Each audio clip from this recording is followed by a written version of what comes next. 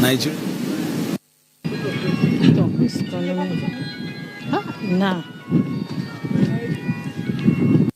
Still on to the Nigerian Television Authority, where we're airing live activities marking the interment of the burial of the former late President Muhammadu Buhari.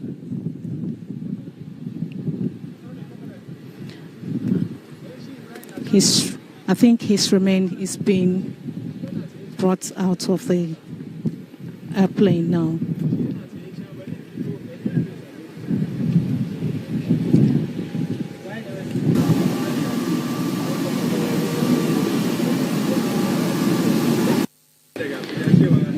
Together with the president.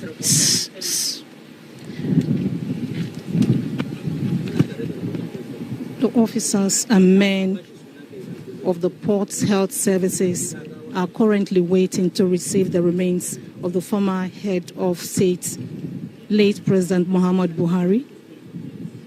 They are on standby waiting among dignitaries who are there to pay their last respects to the former late president.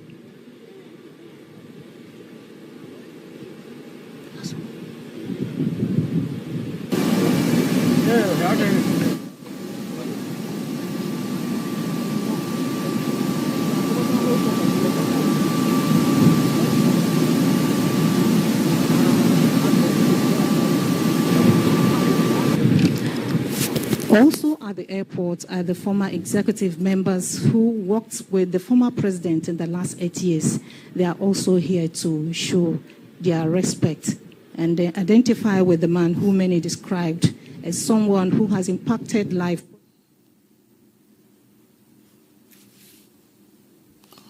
All right, remains of former President Muhammadu Buhari has arrived. The Katsina International Airport. As you can see, all the services involved are on standby to receive the remains, as accompanied by the Vice President, who has been in London to bring back the remains of the former president. He just highlighted from the Nigerian Air Force jet that brought the remains. You can see dignitaries from all walks of life, dignitaries from different parts of the country and Nigerians from all walks of life coming to the tarmac there to welcome the body from London. And this is quite a sobering moment for all who are associated in one way or the other through family ties or administrative experience or mentorship to the former president. I bring in Dr. Korede Martins at this time. Sometimes it doesn't dawn on you until you see the body or the remains. Somehow you know, especially from the people who are related, to the president in one way or the other. And in his case, almost everybody in Daura see him as their father. At this time, it brings, the memories. And then, of course, apart from that, you see, a display of a big part of his life, being a soldier who dedicated his life to the protection of the territorial integrity of Nigeria and performed meritoriously in his service, as displayed by the attention paid by the members of the Nigerian military who are there in their numbers to welcome him. What are your comments at this time, Dr. Korede? Commiserations, with the family, the Buhari family, the Buhari clan, if you will, and of course Buharists both in Daura, Katsina, Nigeria, and the world over. In our millions, if you say Buharists, we saw His Excellency, retired General, President Muhammadu Buhari, GCFR, as father of all. That's why we refer to him as Baba Buhari. Baba Mune was our father, with due respect. So, people are bound to, feel deep sadness when a colossus, a great leader, a perfect example of a gentleman, leader, administrator, an officer, and a gentleman passes. But for me, I'm overwhelmed with humble joy that a man who had been to me a father figure, we have not met one-on-one, but ever since I was a little boy in secondary school, I've been following his antecedents till the day he passed and until today. And I've seen him as a mentor in the distance with his character, his nature. By way of little sentiment, Muhammadu Buhari, GCFR, had the same stature with my biological father. So at the time, some people thought probably I'm related to him. But I'm a young man from the southwest, and he's our father from Daura, northwest. So I celebrate the life, the times, the history and memories of our dear leader, Muhammadu Buhari, even in death. And I commiserate with the entire family. The millions of followers that his good nature, his good character, his good governance had garnered over time are mourning quite well. And we need Almighty Creator to console the bereaved at this trying period. It should be a lesson to all Nigerians that we have seen the man that has come. He has seen. He has performed on the world stage, and he has conquered. He has bowed out of this world to the great beyond. You and I, the stage is available now for us. What will they say and do about us when this happens? May the Almighty Creator help us. All right, in a short while, many thanks to, of course, Dr. Korede for the eulogy there. Very shortly we will be expecting the remains to be brought down from the aircraft. Just to remind Nigerians or those that of the younger generation that former President Muhammadu Buhari served the nation for the majority of his lifetime as a soldier and then a politician. He was military head of state from December 31, 1983 to August 1985. He returned as helmsman of the nation when he was elected president in 2015 and returned by Nigerians for a second term in 2019 presidential elections. In a career which included the helmsman's position in northeastern state in 1975, governor of Borno State in 1976, Federal Commissioner for Petroleum and Natural Resources between 1976 and 1978, and Chairman Petroleum Trust Fund in the mid to late 90s. President Muhammadu Buhari, the late President Muhammadu Buhari, built a reputation for consistency, frugality, moral discipline, and uprightness. Many will remember his words on assumption of office in 2015. I belong to everybody, I belong to nobody. Now he is no more. And right now, Nigerians are paying tribute to him as declared by the federal government. Today is a public holiday, so you can see that a lot of people who are in Daura and Katsina to bid the former leader, the head of state, as well as president, give him a befitting farewell. And we have sister nations also represented here. A delegation from Niger arrived earlier. I've seen state governors in their numbers, about 20 of them already on tarmac are from different parts of the country to pay their last respects as well. Members of the current Federal Executive Council in their numbers paying their last respect. as well as the members of his own Federal Executive Council when he served Nigeria as president from 2015 to 2019 and 2019 to 2023. We are seeing them all lined up, getting ready to receive his remains. His body has been conveyed by the Nigerian Air Force jet, which touched down moments ago from London, accompanied by the Vice President, Senator Kashim Shettima.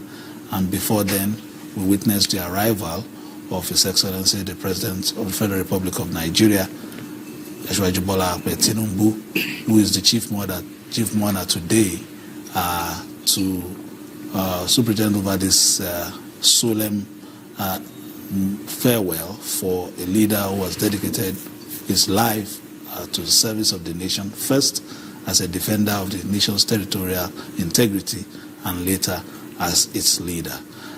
Gentlemen, it is a sobering fact that no matter how long we stay, we will go as humans, but what you leave behind is what will be a testament of your lifetime. Yes.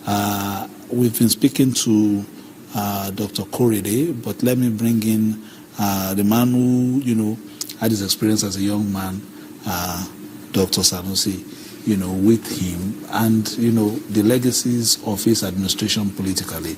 We spoke earlier of not too young to run, and, appointments for young people as yourself. Yes. Talking about, politics going forward, what can today's politicians take away from his kind of leadership, and what can we build on for the future as well? It's quite an emotional moment for me, and I'm sure for millions of Nigerians. Let me start by offering him some prayers. May God forgive him his shortcomings, and may God grant him Jannatul Firdaus. And the legacy that he has left behind is that of uprightness, integrity, honesty, and being a servant leader. Being selfless, serving out of passion, serving out of patriotism, and not serving out of any selfish interests. This is something that all politicians, all leaders, should emulate. And he didn't just do it in the military. He did it in the military and as a Democrat. So that's to show you that it's possible either way, wherever you find yourself. And he also did it in various, sectors that he served as head. So it's just a lesson to show that this is still possible. Some could argue that, the young people of these days do not look at life that way. But Buhari was with us until just a few days ago. He lived his life to the fullest up until he died. So we could also still learn from it. He survived, by being himself. He survived, the military. He survived, politics, and he excelled by being himself. A lot of people will argue that these days, because of the problems of followership and mistrust amongst leaders and followers, you cannot survive, politics, for instance. Just to cut in, those are members of his family, close associates, members of his family. His wife, Aisha Buhari, coming down from our First Lady, and of course, one of the elders of the family, Alhaji Muhammadu Daura, there of school receiving the Vice President yesterday, of course, when, the Vice President visited the family in London after the news broke about the demise of the former president. So you can see them disembarking from the Nigerian Air Force jets, and we're hoping that shortly we will soon see, the remains being brought down from the aircraft, and then, it is going to be a military event shortly, because the farewell salutations will be given, the parade, and of course the guard of honor is there to receive the body as well. So we'll see how the process will be orchestrated by members of the Nigerian military. And then, of course, we know that there will be different stages from this airport. We still expect that there will be activities in Daura where we'll be finally laid to rest. And we can see spiritual leaders from different parts of the country, especially from Kano and Katsina, already thronging Daura, waiting for the remains, so that prayers will be offered and other funeral rites will be made before eventually is laid to rest. He may have said in his statement that it belongs to nobody, it belongs to everybody. I want to believe the belonging to everybody is manifesting here now, since we are seeing people from different walks of life, administrators past and present, and people who had something to do with him, and even some who didn't particularly meet him while he was alive, all trying to pay their respects at this time. And the regrettable thing, just like Comrade Remu said earlier in our program, is that it would have been great for him to have seen the respect is being paid by Nigerians today. But this is sadly happening, of course, on his demise. But notwithstanding his stature in Nigeria's politics and as an helmsman who governed the nation both in khaki and in civilian attire, cannot be taken away, because very few, about just 2 of them, have attained that distinction. Festus. Yeah, I don't want to believe that we did not celebrate it. You just made mention of having to come with about every time 10 million votes and 12 million votes for any election he stood for. People celebrated him.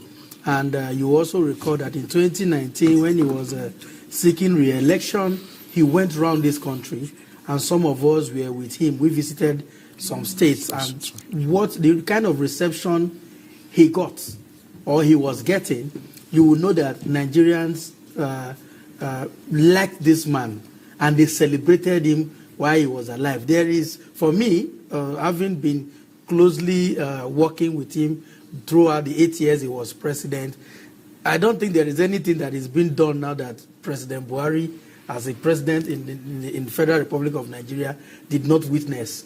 I give you this example in Yobe, after he went there for 2019 campaigns, and when he finished, normally by the time the president will be saying, "I thank you," that is where we will be looking for our transportation out of the venue. And immediately he was talking, people were now looking for flags to wave and say Baba, we support you.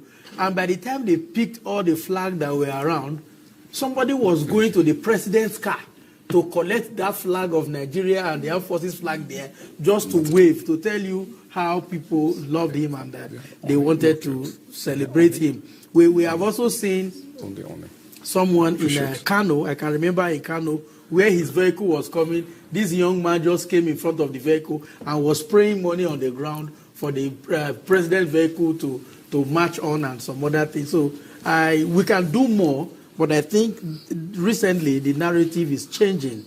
People are now celebrating our leaders. You can see University of Abuja has been named after former President Yakubu Gowon and some other things. So we are doing better. It can always get better. With discussions and conversations like this, we are hoping that we'll begin to celebrate our own. But I can tell you for free that just for 1 or 2 things that is a difference, Buhari witnessed some of all these celebrations while he was alive. People gave him names, Megaskia and some other things that we see. So he was celebrated, and he has done his bits. Like when my opening remark, I said his death met us with mixed feelings. But I can tell you for free that the Buhari that we know, the Buhari that we reported, will not be too surprised about his death, because he was always conscious of, I am here now, a time will come, I will be no more, and this is how it will be. So while I'm here, let me do my own. And he has been able to do his bit. And the comment I wrote when I heard about his death was he has taken his final flight and never to return again. So we celebrated him. He did his best. No matter what we say about him, for those that had funny feelings. And because my wife used to call Buhari my father.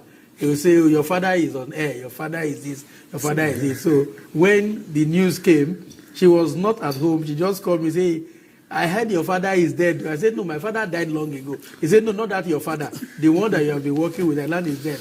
I said, yes, he just got the news. He said, oh, sorry, condolences. I said, I'm not a member of his immediate family. He said, but you have worked with him closely for 8 years, and you know him more than most of us.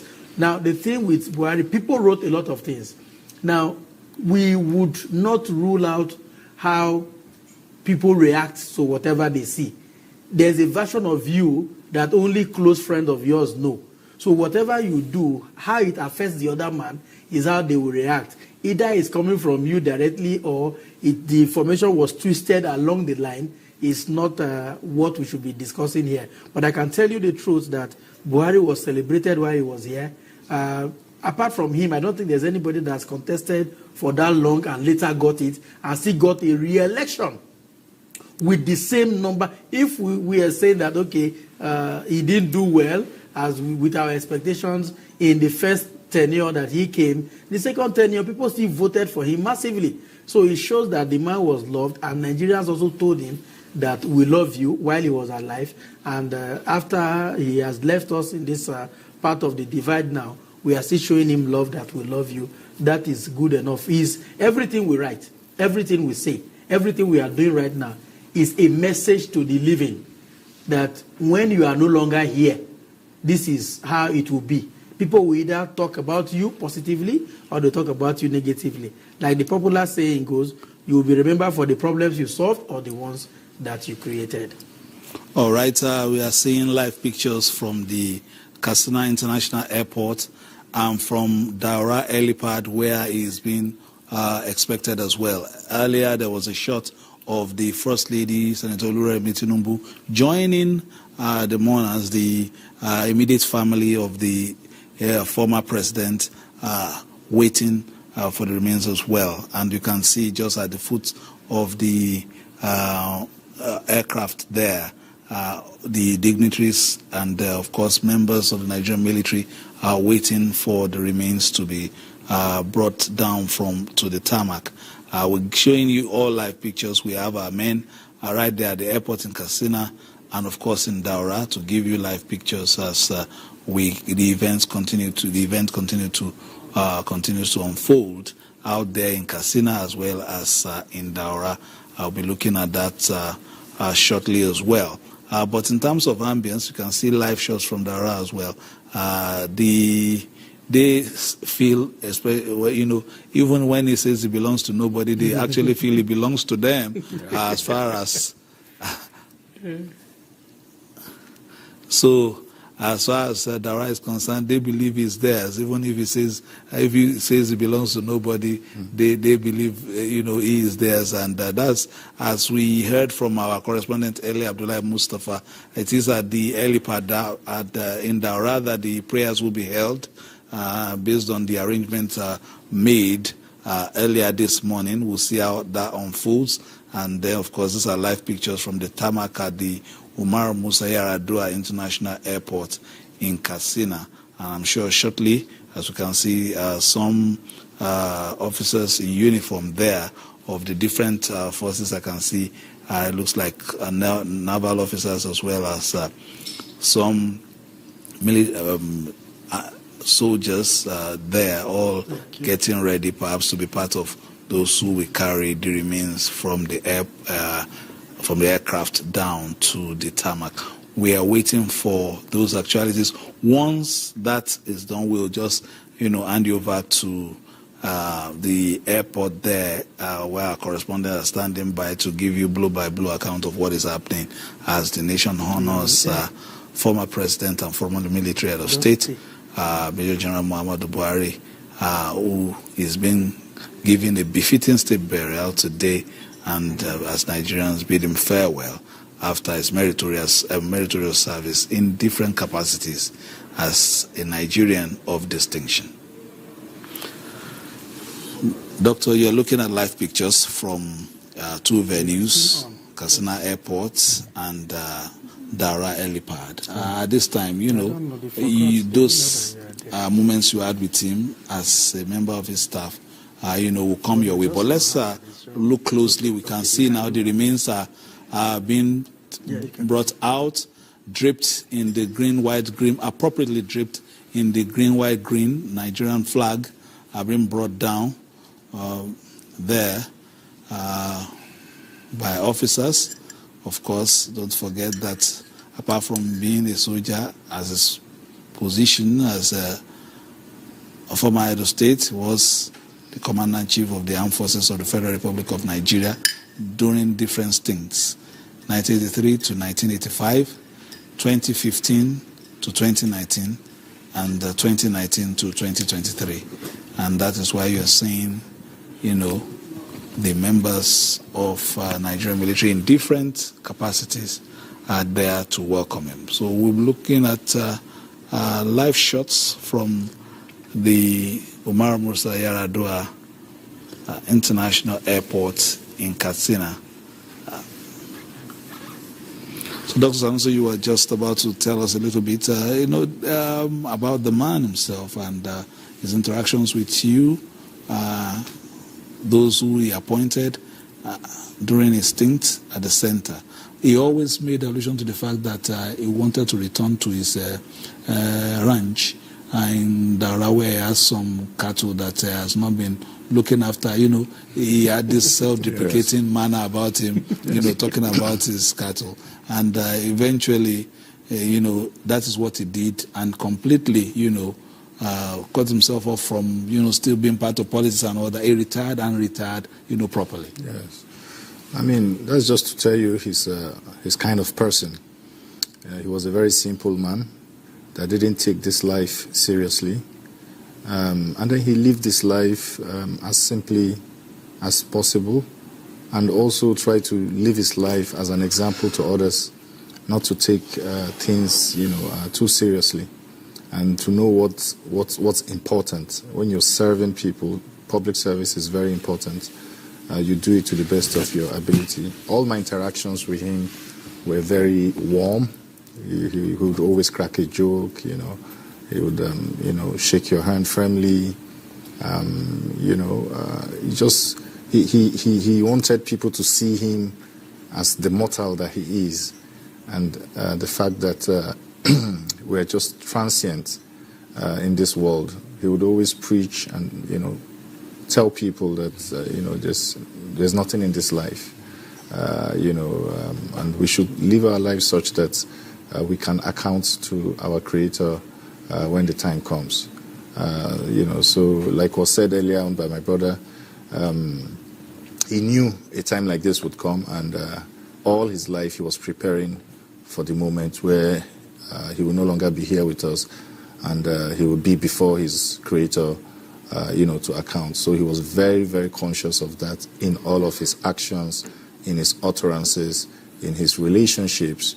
I was reading the other day, somebody was blaming him for being too quiet, too silent, even in the face of so many things happening. That wasn't his style. That wasn't his style to interfere and talk, about. He valued relationships. If you notice, he was the only one that didn't really have much problems with other heads of states or former heads of states, and even the current head of state. He accords them with the respect that they all deserve, and he refrains from rocking the boat because he believes in relationships, and he believes in a day like this where you wouldn't know who would be there, to carry your remains, back, to where you'll be buried, or you wouldn't even know the people that would carry your corpse. He didn't know who were the people that were going to carry his corpse. But because of the kind of life he has lived, you could see that everybody, all those military men there, they were rushing. Everybody wanted to be part of those that would, carry his remains down. And so I think it's a lesson for everyone to live a very modest life, knowing that power is transient, life itself is transient. We are all on a journey in this world, and ultimately, when the time is right, whether young or old, we would be leaving this world, and transiting to meet our Creator. And what's most important is the legacy we leave behind, and the answers we are going to answer before our Creator. All right.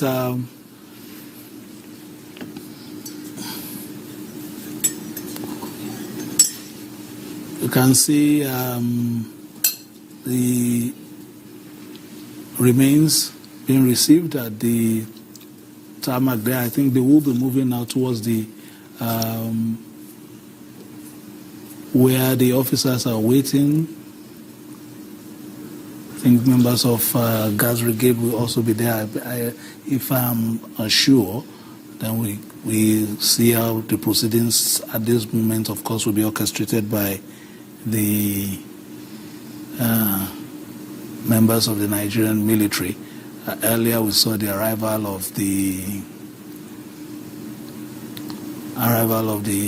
different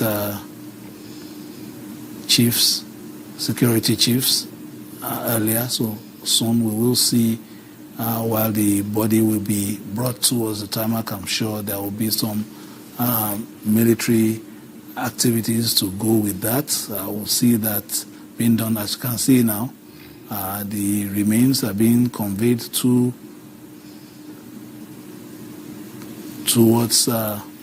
where the guard of honor is stationed. So we'll wait for that as well.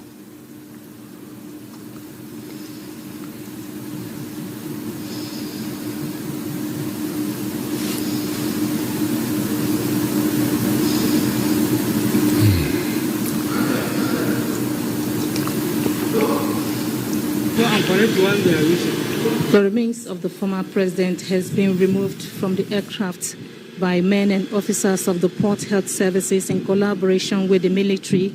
It is being awaited to be received by the president.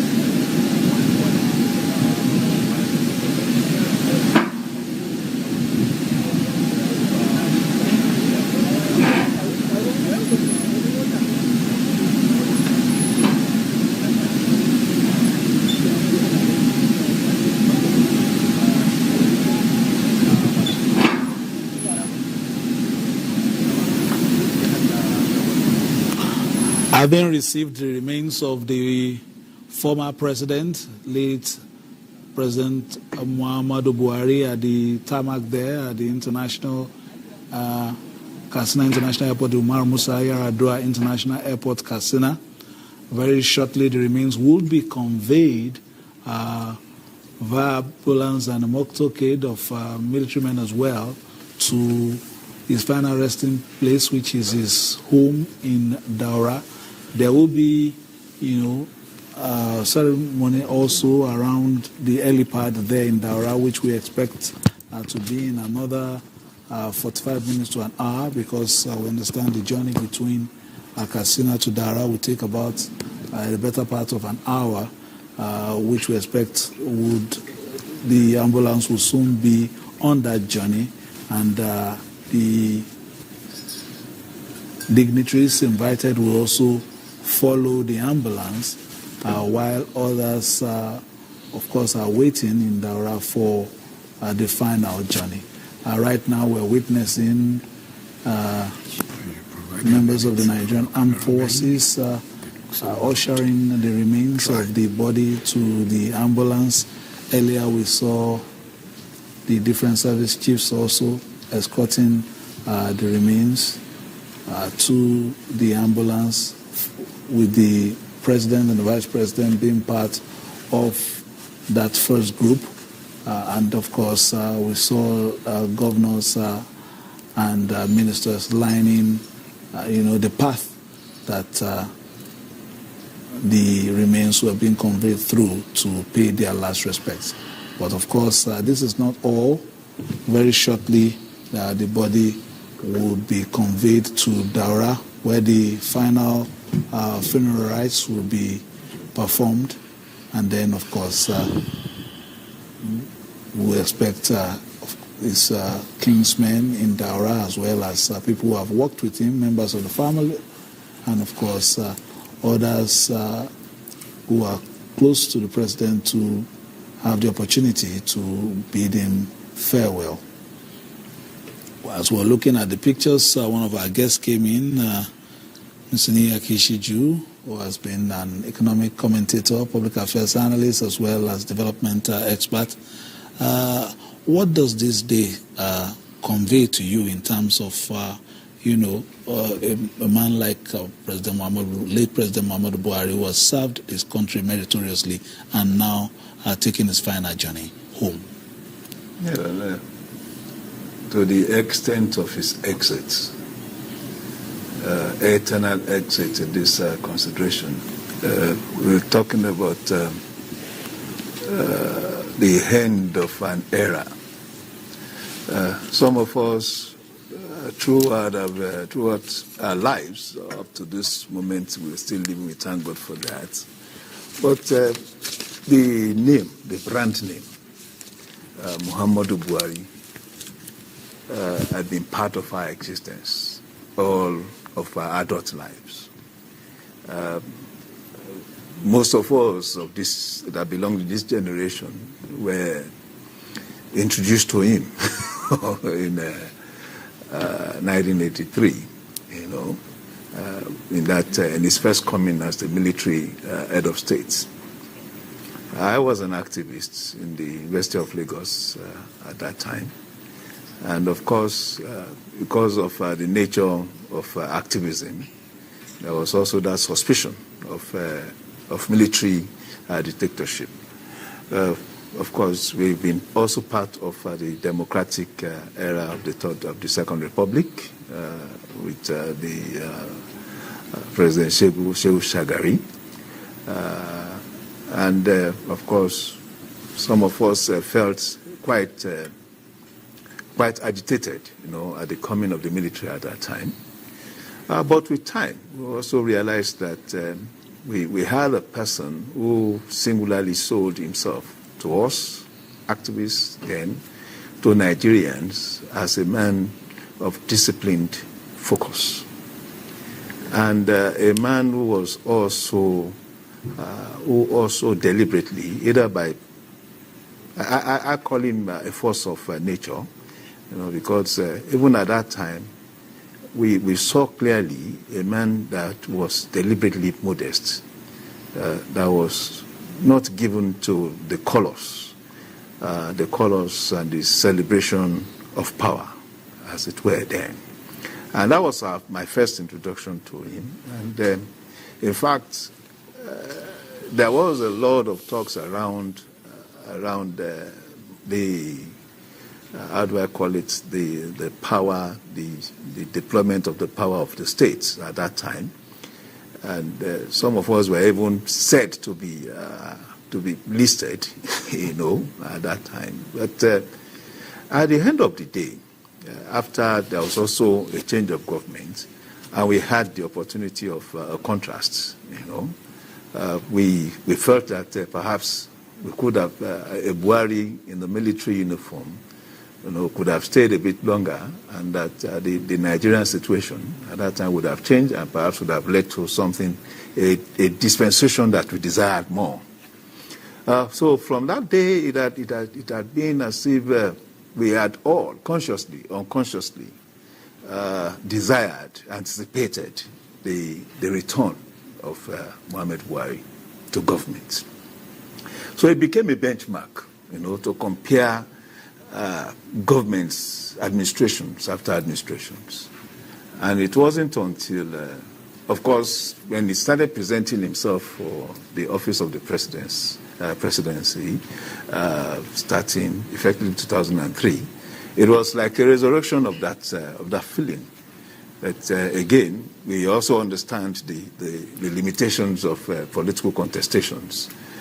So after while some of us started following him, and of course we were also desiring, a return of the return of a Buhari in government. So 2015, for us was a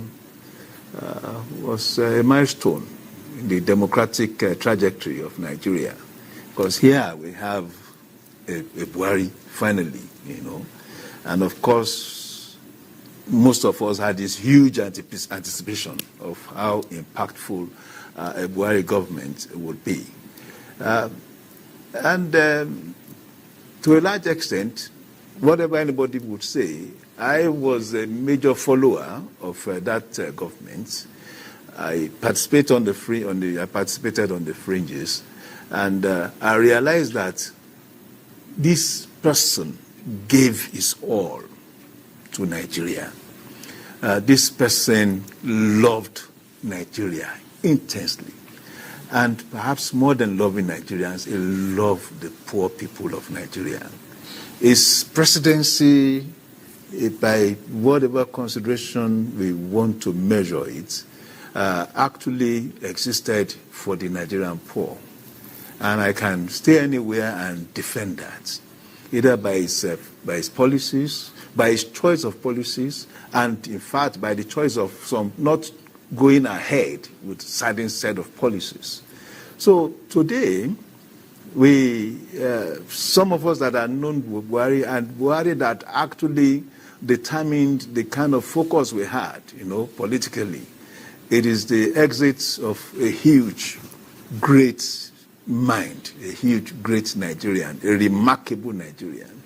And perhaps in a generation, we may not see, feel, and of course share the experience of Muhammadu Buhari, a leader indeed and in truth, a political leader that was extremely modest, and perhaps saw a very, very humorous person who finds a way of laughing at himself. That is one attribute I try to learn. Let's take a little bit from the actualities there at the airport.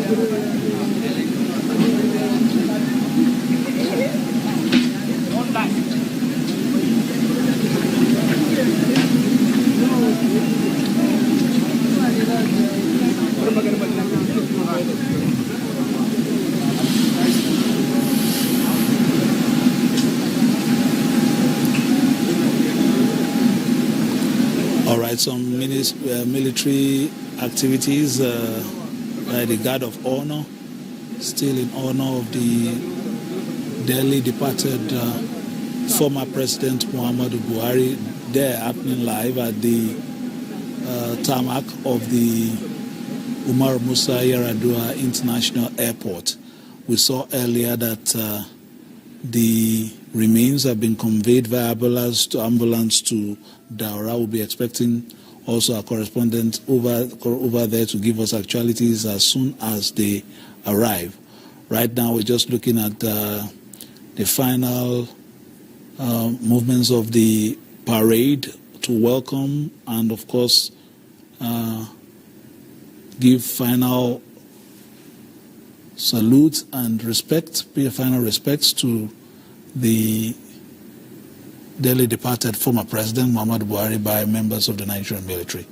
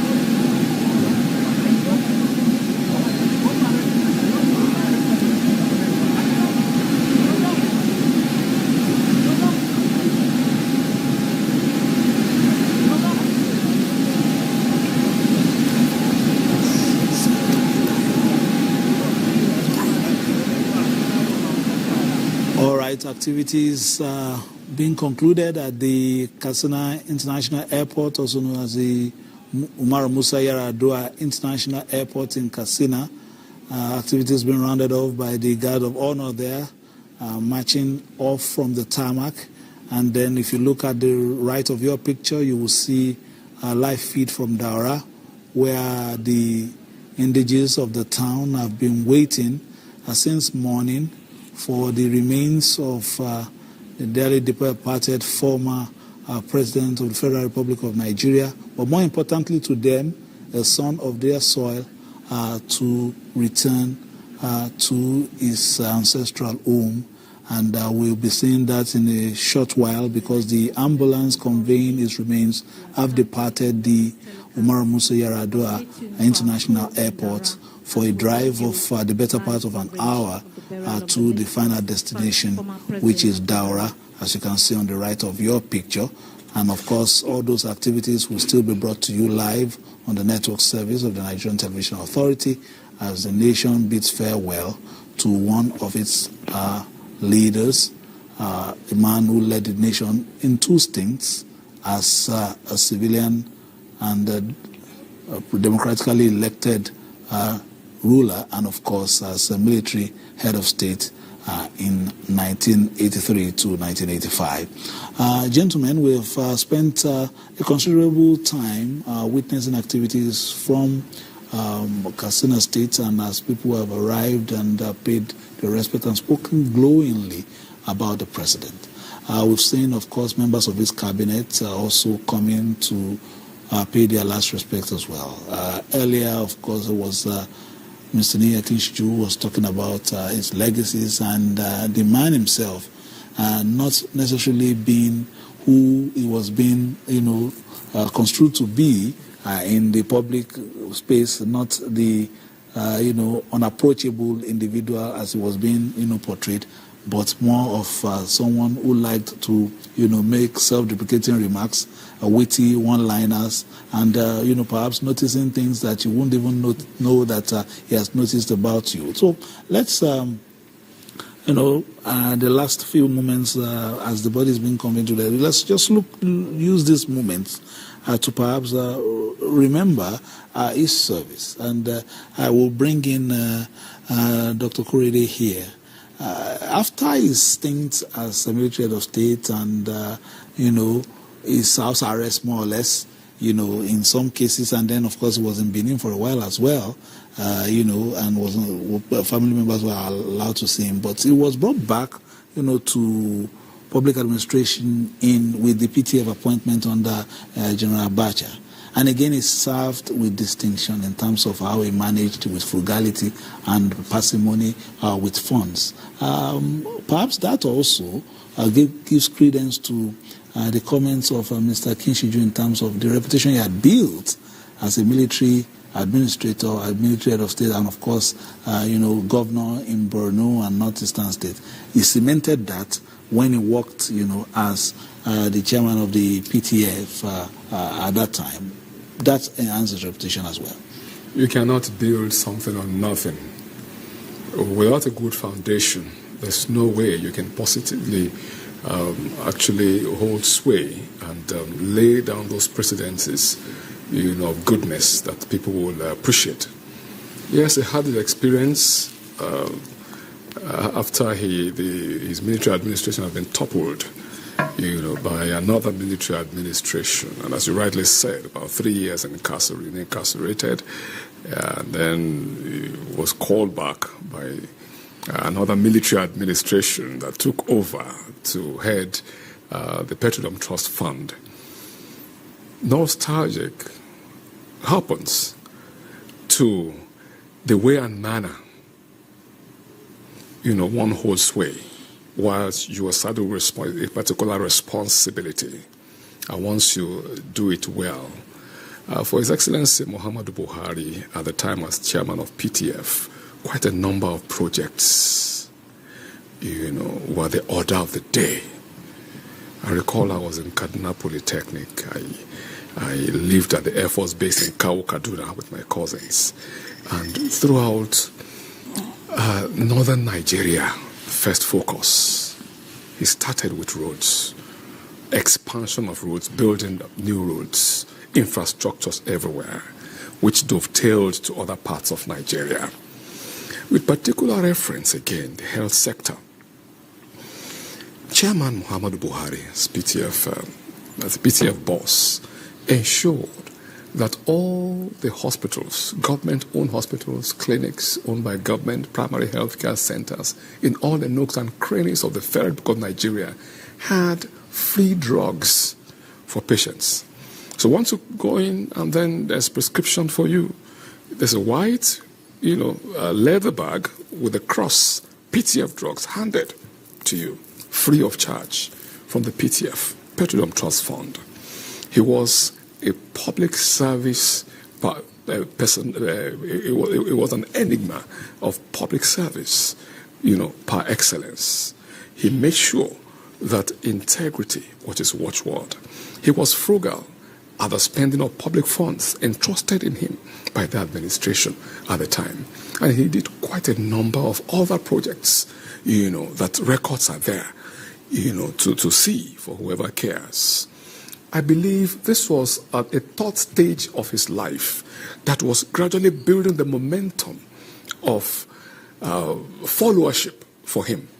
The first stage being when he held sway as military administrator, then not East, and then Borno State military governor. First stage. Second stage, when he became the head of state.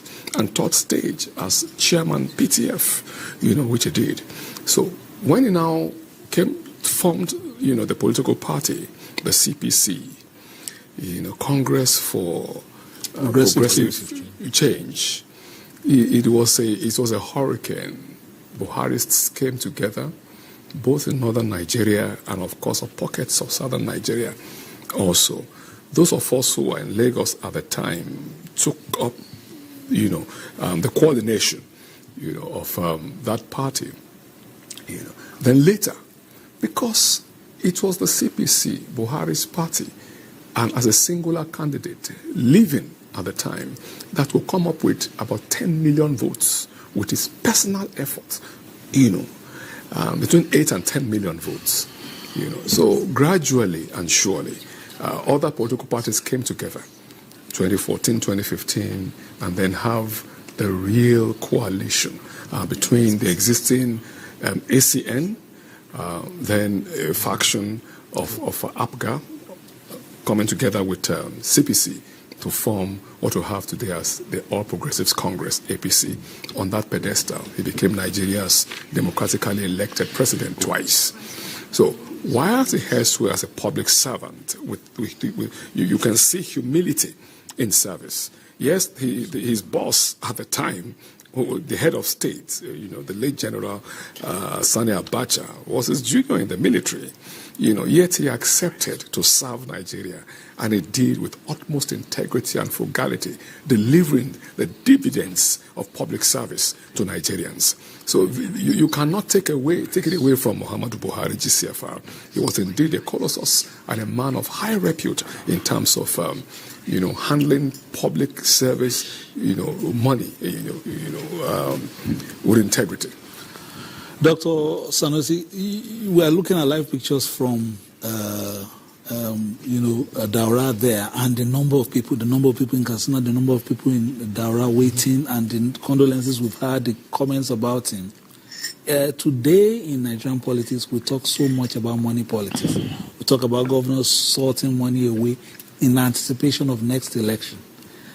In the case of, the numbers that, Dr. Korede has been talking about for a while now, some of these people joined the Buhari train, most of them, based on his reputation and not what they were being given, as we have had in some states in the south, we say Diboko Sebe, meaning that, vote and then be able to buy soup. Yes.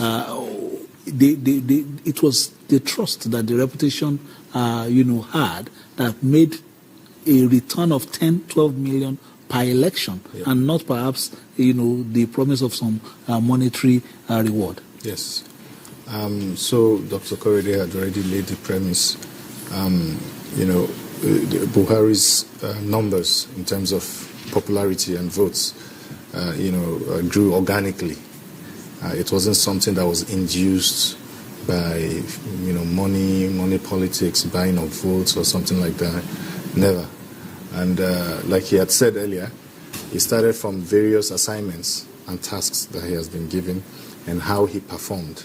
And with every task he's given, and his performance, you see that he would win more hearts.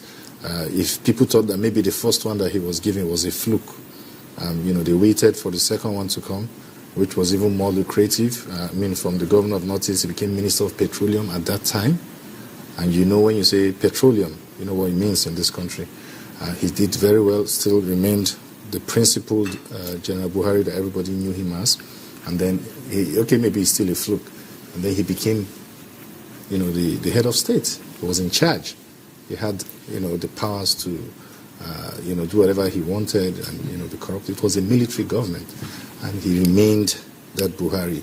So at that time, people already knew that this man was for real. He wasn't pretending. He wasn't fake. This is who he is. And he's somebody that doesn't talk too much, but just from his actions, people can speak volumes about him. From the way Dr. Korede was speaking about him, I thought maybe, he had known him and maybe they had interacted and all of that. It's not everybody that had that privilege to meet him.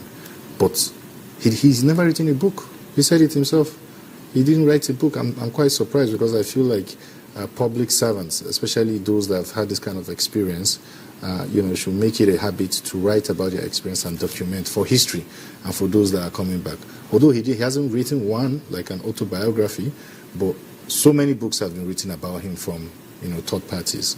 But it would be interesting for him. It would have been interesting for him, and this is a lesson for others to write. I'm already writing one. I know I still have a long way to go, but I'm documenting and I'm writing as we go along. I think that's very important because the kind of life that he lived, if you are not hearing from third parties, if just somewhere, like a book where you can go and pick from and learn. I think that would be very important for us. I'd like to say that, if you will, writing a book is imperative, is important. If you look at his academic prowess, he has a master's degree in military history. Muhammadu Buhari himself is a part of a history of Nigeria's leadership. People who wish can go ahead and write books about him, because the life he lived in public service is an institution, a repository of knowledge, a repository of capacity building for anybody and anyone. Some of us were not even willing to meet with him, as the case may be, but what he stood for was that driving force to stay committed, even till today, in death. All right. I remember, a book we used to write. We needed to read to pass WAEC, Incorruptible Judge. But that's by the way. But Dr. Kinshiju, you was talking about integrity and frugality. But when we look at all this procession, the ceremony, it's been celebrated and what it stood for and all that. So many politicians are there today: governors, ex-governors, former ministers, current ministers. What should they take away from this? Already drums are already being beaten concerning another round of elections. What will be your, summation? But let's take the ambience. I think we'll come back after that is done.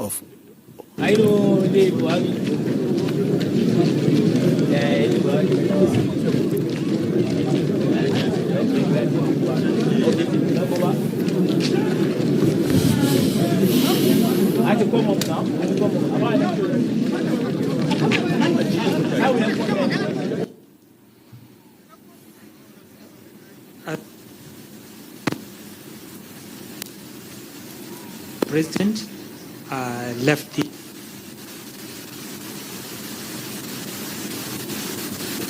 residents of the guests that in the city, and particularly at the residence of the late former Nigerian leader, we are waiting for the other mourners here, the Daura helipad, where the funeral prayers will be. And many other residents who were previously prevented from gaining access from the main road, Kano, Daura, Kongolam Highway, are now moving into the place, including royal fathers. I can see the emir of Africa in Yobe State moving into the helipad. There are also former governors, especially former governor of Kaduna State and Sokoto State, Nasir El-Rufai, Aminu Tambol, as well as former ministers of the Buhari administration, including the former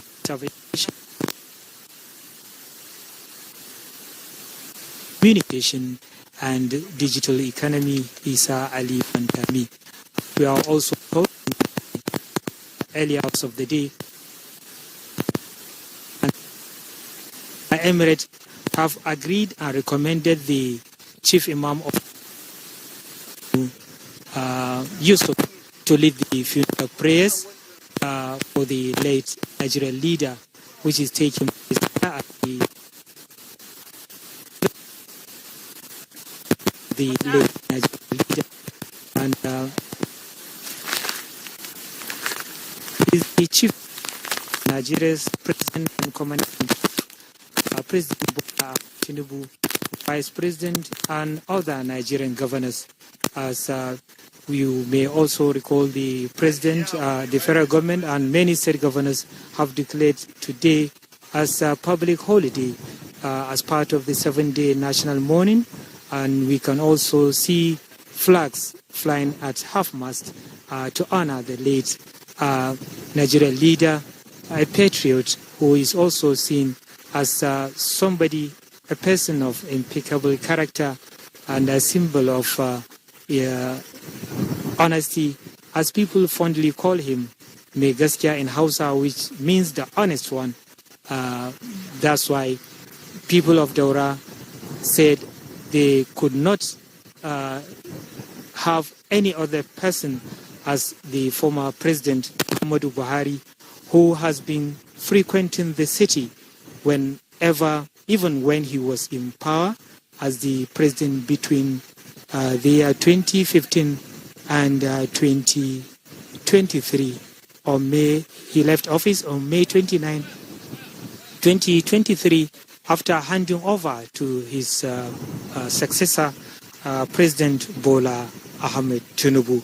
And for almost 2 years, he has been living here at his residence in Daura, visiting his farm, which is some few kilometers away from the residence along the Congolom Road.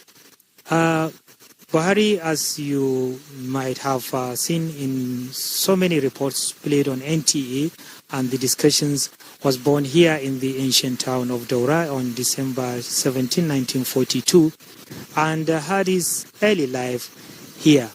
And of course, he was also the Nigeria's 7th and 15th Nigeria's leader as military head of state and civilian president who was elected into office for 2 consecutive terms. Throughout his life, Buhari maintained strong ties to his hometown, Daura. And as we can see, the residents of the city, young and old, are all here to mourn, to give final respect to the illustrious son of the city and their father, who they see as a source of pride to the ancient emirate. As you might have seen, the remains is being driven to Daura from Katsina, which is about 72 kilometers away from this place. Is expected to be buried here at his residence, which is about 250 meters away from this place, inside his residence. And people of Daura, as they've been telling us in the course of discussions since yesterday, he's someone they will continue to miss, not only for maintaining strong ties with them over the years, but for being generous and for being humble, for carrying them along in all his activities. He never looked down at any individual, no matter his status in life. This is part of the testimonies given by some residents of Daura about the life of the late leader, Muhammadu Buhari. So any moment the remains may arrive here.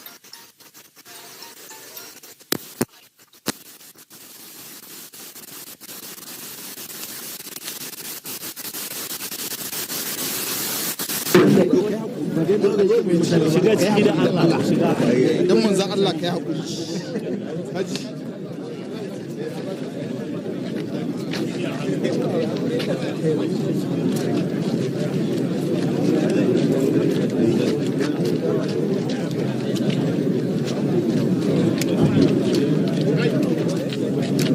ka zo da kai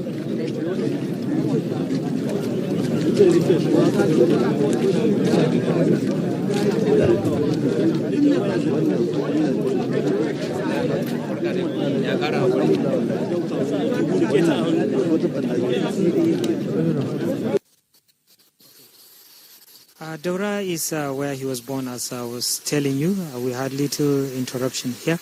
And he had his early life here. All his families, we could see them since yesterday morning, and they were, many of them, weeping, recalling and recounting the beautiful memories with the family member who they said they are and will continue to be proud of his life and contribution to the Nigerian people and the nation in itself. They told me that he takes care of most of the family members of the extended family.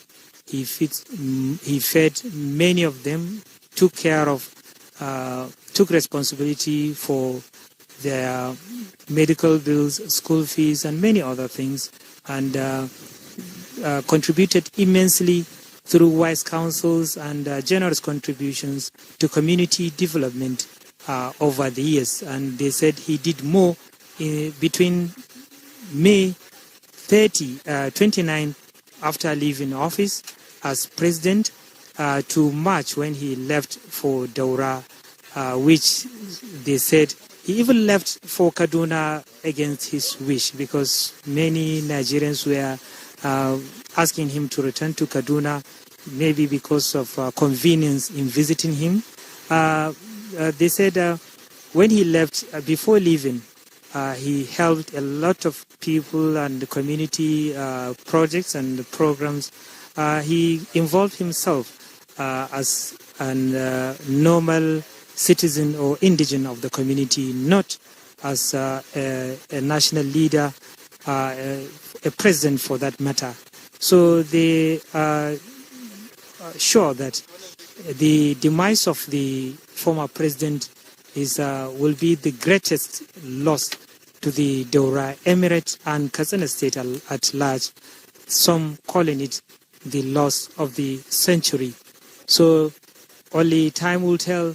The beautiful testimonies being given by the people of Daura, the way the residents of Daura have been looking and conducting themselves, the way they abandon their daily activities, including source of their livelihoods, is really telling how dear he was and he is to his people. So many dignitaries are still coming into the Daura helipad here in the GRA of the Daura town, which is very close to the residence of the late former Nigeria leader, and the funeral prayers will be conducted here and to be led by the Chief Imam of Daura, Sheikh Sofwan Yusuf, on the recommendation of the Daura Emirate and family members. But what they said, they will allow final decision for the Chief Mourner, the President being the national leader. They said the loss of the former president is beyond Daura. It's not only for the family and for Daura. It's a national loss. So it's for the father of the nation to decide.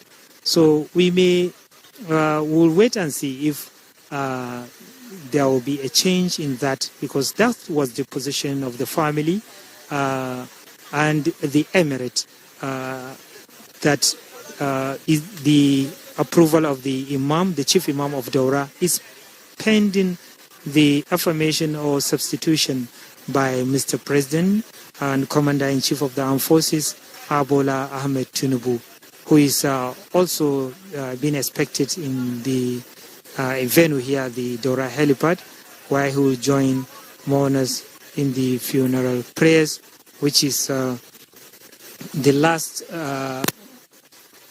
respect for any late Muslim, deceased Muslim, after all the funeral rituals, which we are told have been conducted right in the hospital in London.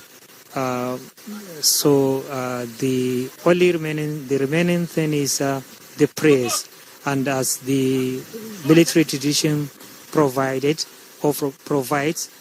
there was a special parade in his honor at the Umar Musa Yar'Adua International Airport through which the remains were brought into the country. So that is a military tradition, and being a national state funeral in honor of a national leader. But as per religious rites, is a funeral prayer and interment, which is to be carried out soon after the demise of any Muslim. So being he died, he passed on at a distant world, he'll be buried almost 48 hours after that. So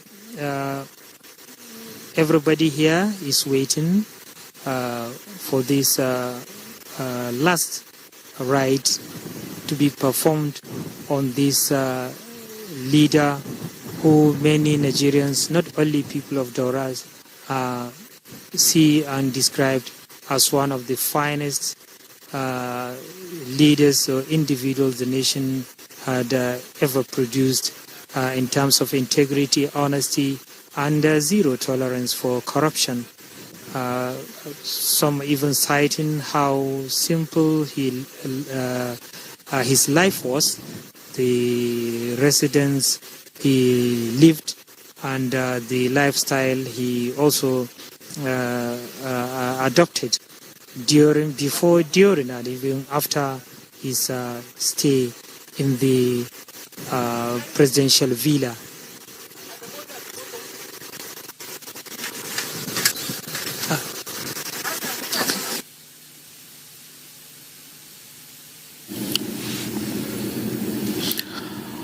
All right, reports, live shots from Daura right now as we await the arrival of the president and the motorcade carrying the remains of former head of state, Muhammadu Buhari. Many thanks to our colleagues over there, commentaries from Abdullah Mustafa as well, telling us about the ambience in Daura and the air of, sober reflection being exhibited by the people, and the imams as well have arrived to orchestrate the process. We're also expecting some members of the diplomatic corps, friends of Nigeria, who are also attending this event. We will be bringing you live shots of this as we reflect on the life and times of President Muhammadu Buhari, former head of state, former president of the Federal Republic of Nigeria. And I said before you came in, Dr. Kinshiju, about what we have lost in terms of the experience in quelling, things like insurgency, public disturbances in his career as military governor in Northeast as well and in Borno, and then of course the military commander managing funds as Federal Commissioner of Petroleum and Natural Resources, as chairman of the PTF Petroleum Trust Fund, and of course two-time leader, first as military head of state and two times as civilian head of state as well. That is a whole lot of experience that we have just lost. Huge, well, a man, who will define himself by the scope of responsibility he takes on, in his lifetime. I think what precisely drove the Muhammadu Buhari personnel was his patriotism, his nationalism. We've had people occupied different offices, different areas of responsibilities. They either come short or are not exactly at par with expectations. But what you are profiling is historical references, of a man who had this opportunity like other people had such opportunities. And stepped into those opportunities, filled the roles he was supposed to play with a sense of commitment, a sense of history, a sense of nationalism, a sense of patriotism, and most importantly, with an attitude of frugality, understanding the fact that the Nigeria in growth at that time was also a Nigerian that lacked resources, and therefore resources needed to be properly managed. So and of course, even in its military pursuit, especially, and I want to use that pursuit deliberately because I find it as the right word to describe is the way he pursued, the Chadian forces into Chad at that time. It became something like a folklore, to a larger percentage of Nigerians that were following issues then. But again, you also realize that breaking military protocol, as it were, was also driven by a sense of nationalism, and it can be interpreted in the day-to-day commonplace terminology. Who are these people to come invade Nigeria? And that than just resist them and push them to the border was not enough. It was also necessary to show that this is Nigeria, and don't just dare come trespass on us. So when an individual is driven by such passion, the passion of sovereignty, the image, when you constantly carry the image of a sovereign nation in your mind, and that will make me to also quickly respond, to what my colleague on the far right, I can't get the name now, was talking about. Dr. Sanusi. Sorry, Dr. Sanusi was referencing about his refusal, and I want to use that word, refusal, to write a book or a memoir as had become the ways of big men, in recent times. He said in an interview that he holds very strong positions about life and about relationships, and that if he had to write a book out of a need to be forthright, he would have to write about so many people, and that his opinion about these people, when their children start reading, that they will not have good opinion about their parents, as it were, and that it was better for him to just leave that bit of expectation that he was not going to write those books and write the book, especially in respect, of the opinions, perception of whatever that latter generation would have about this current the generation or the generation he grew with. And I think that defines, in truth, the kind of person the late former president was. He actually had clear perspective about what existence and, of course, leadership was all about. He had clear views about how people should relate in office, And for him, office was just get into office, understood the callings and the references desired, the mandates desired from that office, deliver on them. If we also, of course, transport ourselves back to the fact that it was the person behind the second Port Harcourt refinery, when he was military minister of petroleum resources. And that many years, I think 75, 76, many years after, he now had to, of course, contend with the need to resuscitate, rebuild, rehabilitate, as the case may be, the Port Harcourt resources. And so much money, was budgeted, allocated for that rehabilitation. You can only imagine, I think 1 month ago, when it became rife in the public space, that certain individuals in that responsible for the re-engineering of the Port Harcourt refineries had actually, diverted huge funds that were deployed for that purpose. You can only put your mind in the mind of Buhari, who was still living to understand the kind of pains he would have also gone through, trying to understand and comprehend what exactly was the problem and challenges of Nigerians. So I'm just trying to do that comparison for us to understand the kind of pains this Muhammadu Buhari would have gone through.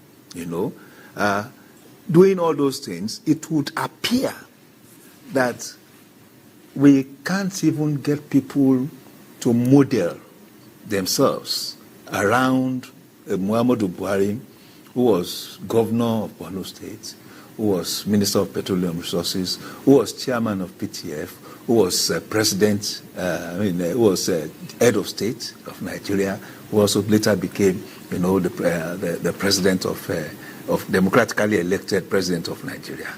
What exactly is the issue? If we start to, of course, contrast ourselves to that Buhari benchmark, perhaps we'll start evolving a new model, in leadership in Nigeria. Whatever may be the opinions, perception of certain people in certain quarters, especially regarding his time in office, 2015 to 2023. The truth is that when those 8 years are properly contextualized, we will first say clearly the Buhari's personnel, the Buhari's values, because if we had not had a Buhari in government between 2015 and 2017, perhaps we would have the recession the country went through would have been more elongated, and of course more Nigerians, would have suffered more, but by his own selflessness, he was giving up so much that were supposed to be his as the occupier of the presidency. And given the tradition, don't let me say tradition, given the practice of politicians when they are in office, there are certain things, there are certain privileges that the politician determines that it belongs to him, even if they are not so denoted or so profiled in the Nigerian constitution. So there are, of course, privileges in the environment that the head of government usually, abuse. But we had a president at that time who refused to abuse his office, who was focused enough, disciplined enough to determine the process of us exiting that first recession, we had, that was driven principally because we were not generating enough revenue from sales of crude oil. Wow. And we survived that. 2 years after we were growing, we were on a growth trajectory for us to now get into the COVID-19. And that, of course, affected countries around the world, including the countries of the G7. Now, while countries of the G7 were declaring, inflation that they had not experienced in 40 years, in 60 years, we had our own possibility of going into recession, but faster than many other countries in the G7. We exited, that recession, and I don't see most Nigerians, applauding late President Buhari for that. And again, it is also as a result of the force of character. Thank you so much, Mr. Kichiju. We'll come back to you, Doctor, very quickly. Senator Itayanan has been waiting in Uyo for a while. We tried to get him earlier. Senator, we need you to, just make your intervention, because I know you will be tired having tried to link us up for a while. I tried to say maybe she should show us the panel of your phone to see where the unmute is. Perhaps it's written in a BBO, but are you on now, sir? If we can get Senator Itayanan to come up. Okay, if we reconnect with him, we will come back, we'll go back to Senator Itayanan. He's been trying to get through via Zoom. I understand he had some problems with his connection. Doctor, let me let you land before I just land now. So back to the text of your question that has to do with what we have lost. I described President Buhari as a comet. He came and the Nigerians' own comet had fallen. Not many people will experience this kind of personnel again in a lifetime, and I'm saying that's the truth. Not many people will experience such person because when we start, of course, to track his person, his time in office, you will not find many people that compares with him. So, to a large extent, I think we need now, of course, to go back to literature, to start compiling those who had written books about him, and start understanding by building a profile, a true profile from this different point of view and perspective, of Muhammadu Buhari, without the emotions, especially of the limitations, of course, of the last of the years between 2015 and 2023. All right, Professor Fifen, very, as we move towards when the remains were arrived, Daura, we saw a lot of, some of his members of his close associates. He seemed to be someone who is loyal to friendships, especially the ones he made earlier in his career, even in some of his appointments and all. But perhaps not all, have the same character. Perhaps I don't know how to, convey that question, because in terms of trust, he entrusted a lot of people with key interventions that they were going to make. But in terms of the thrust of his policies, they were clear-cut. But in terms of carrying them out, perhaps many of his lieutenants, some of his lieutenants, let me not say many, some of the lieutenants may have fallen short of the standard he set for himself. Yes, you are right when you said that. I gave you a story of whenever I go to Daura, his classmates, while he was a very younger person, will always come around him. And those he worked with in the military will sometimes come to the villa to see him. There was a particular day he was meeting with traditional rulers, and one of them came and said, during the what we call Biafran War now, I was your driver, I drove you. And he was looking at him. He now called one name. And the person said, correct, sir. You see that at that time, he was sitting as a president. It wasn't an informal gathering. But he was able to still remember and see spot, are you so person? And they had this conversation. The problem is, we were speaking before we came on live that difficult people in Nigeria, as it is, the definition now is people that are doing the right thing. He had his mindset. He had what he knew he wanted to do. So those that are still close to him, he knows when to be your friend, as it were. Because we talked about his appointment coming late. He was actually looking for those that have the same value system with him. And don't forget that there was a time where we were jokingly saying that Buhari was appointing dead people. Because those were some of the people that he knew, okay, who are those that share this value system with me? Who is that person that will want to get there and do what the people would want? So that made him take time. So when it has to do, and don't forget that some of the appointments, ministerial, some agencies and whatever, other people we have to recommend for him to appoint. But those that knew him, those that he has, there's one, most of you will know him, the former minister of FCT, Muhammadu Musa Bello, we call him Bello. That was another replica of Buhari. When you see him, he will just look at you, go to his office, he will give you Debino. And he believes that the world is just not about affluence. When that man left office in 2019, when he came back, people went to his house and he was owning his generator himself. He is a former minister.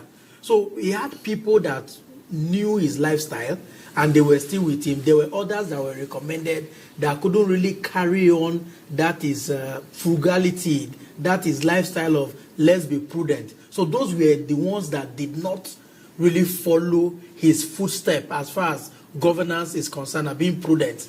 Those that were recommended by friends and those that also saw Buhari is just one man.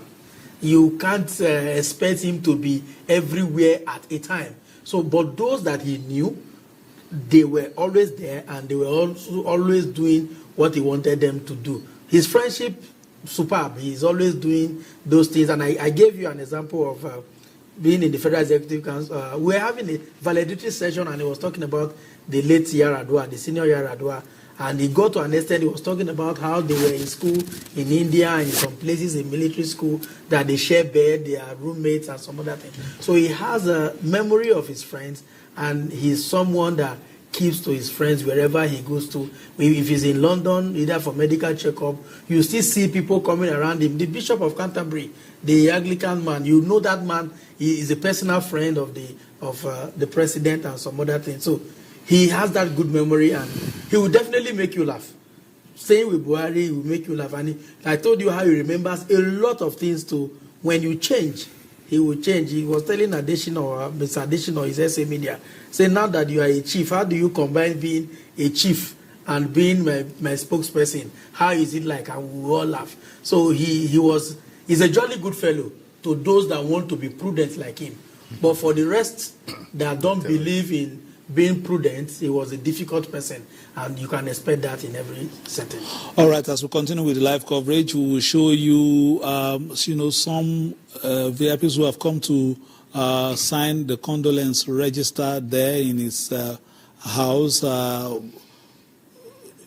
We are seeing some pictures of people already seated and some signing the condolence register there. Former Secretary to the Government of the Federation, Boss Mustafa there. We're also seeing the one before then, Yayale Ahmed, all seated there.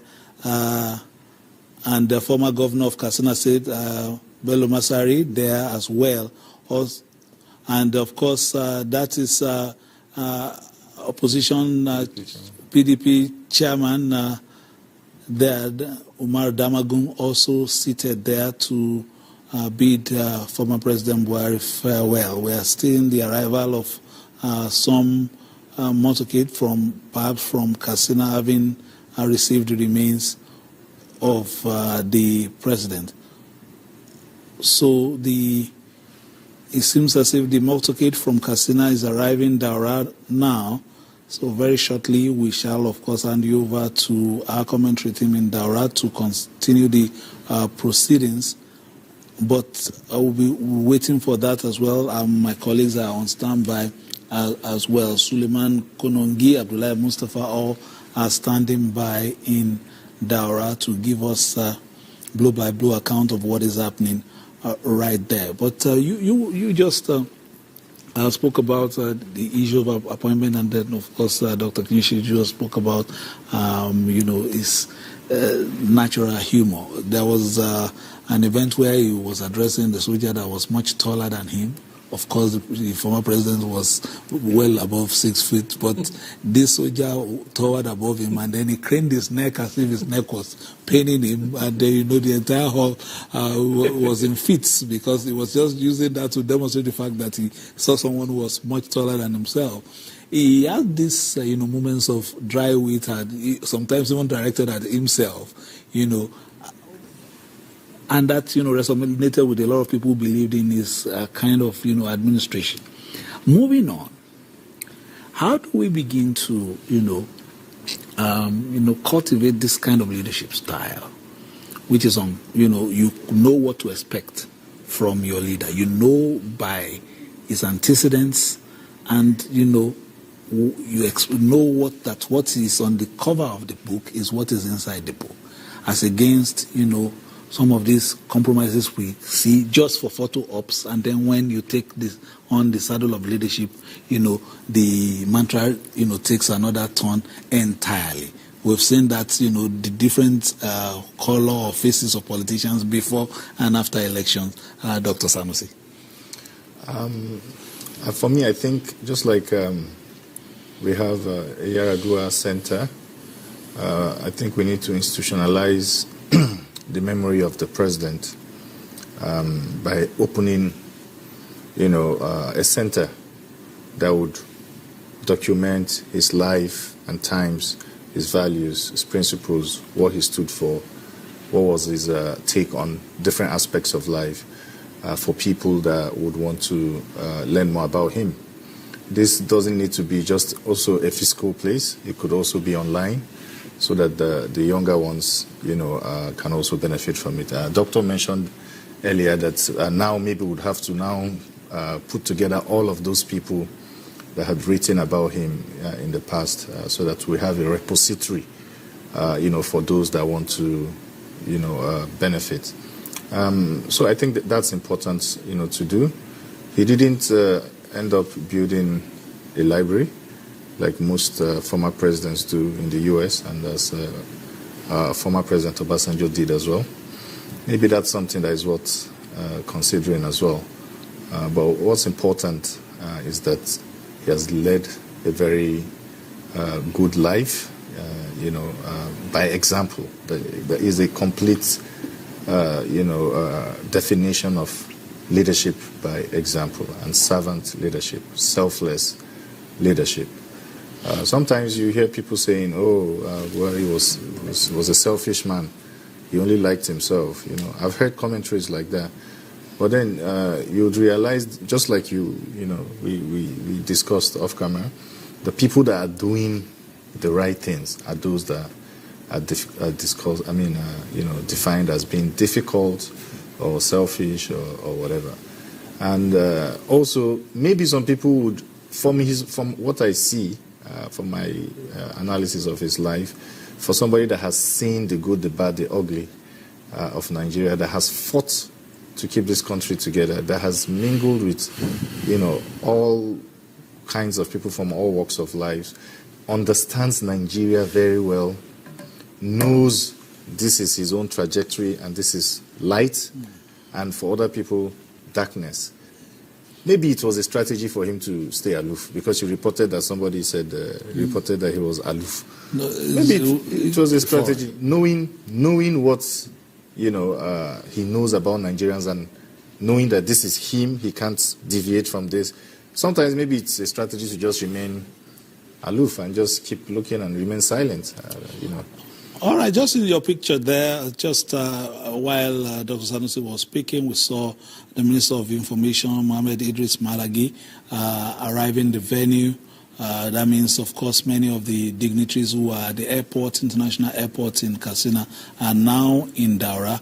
We are seeing the defense chiefs, Chief of Army Staff there, Lieutenant General Musa there, and other defense chiefs arriving the venue,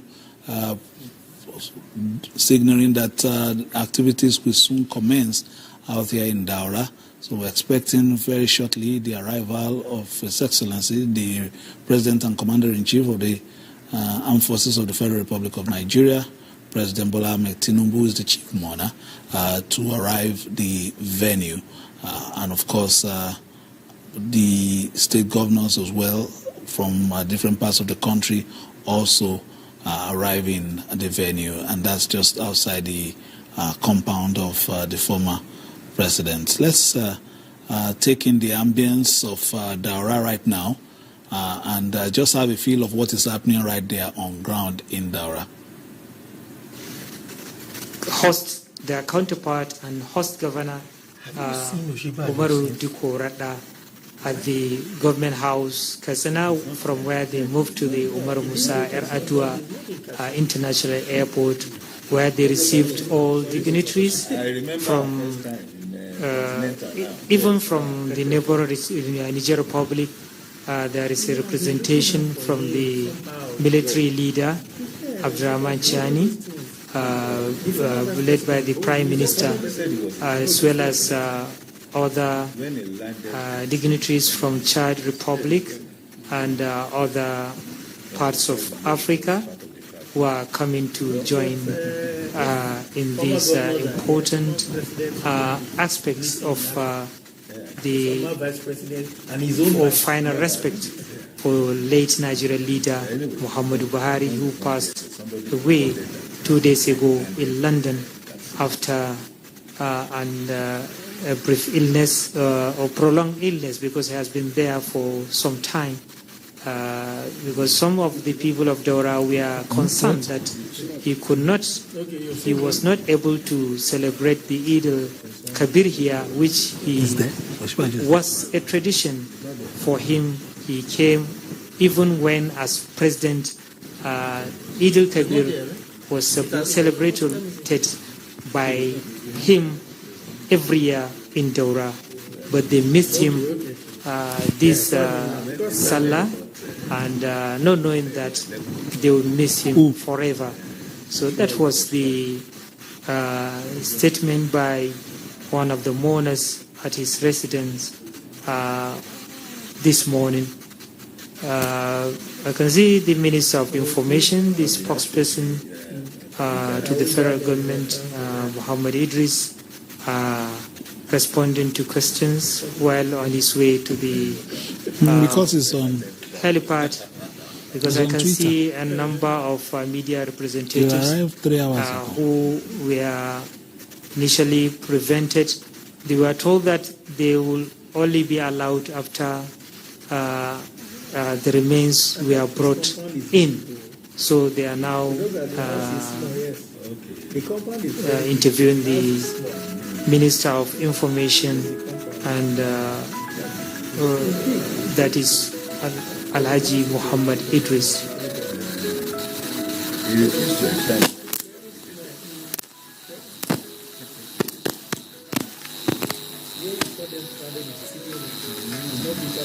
Told that the delay in the arrival of the remains of the late former president, which was earlier scheduled to be around 1 o'clock, and the prayer was to take place around by 2 p.m.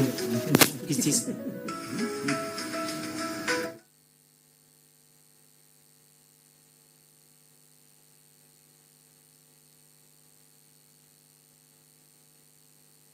about 6-hour journey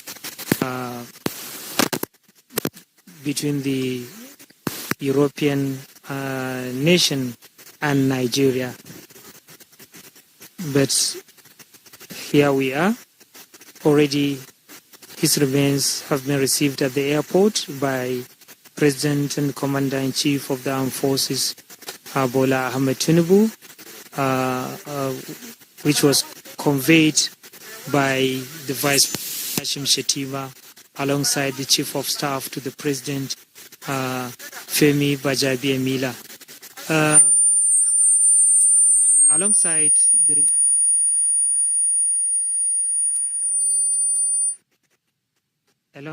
the remains with the family members and the federal government delegation drafted to London by President Bola Tinubu. There was a military parade, which is a tradition for any senior military personnel and a former commander-in-chief of the armed forces. And of course, definitely been a national state funeral to be led by the nation's commander-in-chief of the armed forces. Moment, a large crowd, everybody here is calm, mourning a great loss of a person who Nigerians and people across the world use and still using various beautiful adjectives to describe his life as an individual, as a leader, and as a citizen.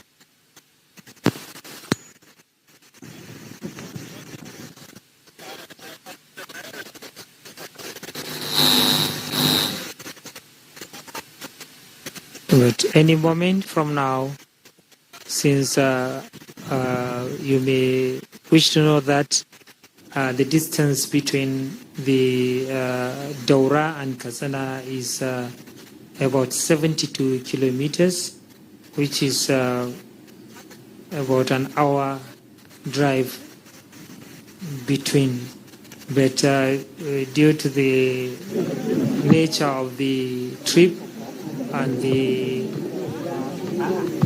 large convoys of vehicles, so it may take longer time, because from the time the remains left the airport is more than an hour now, and that the Umar Musa Yar'Adua International Airport is just very close to the Katsina Daura highway, so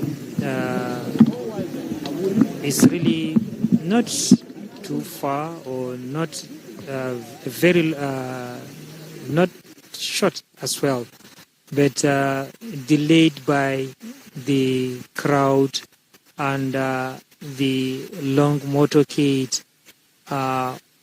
conveying the remains, and of course the president and other dignitaries who are coming to take part in the funeral rites, which will be the final, the last aspects of this state funeral for the former leader Muhammadu Buhari, and after the prayers he'll be laid to rest inside his residence here in Daura, Katsina State.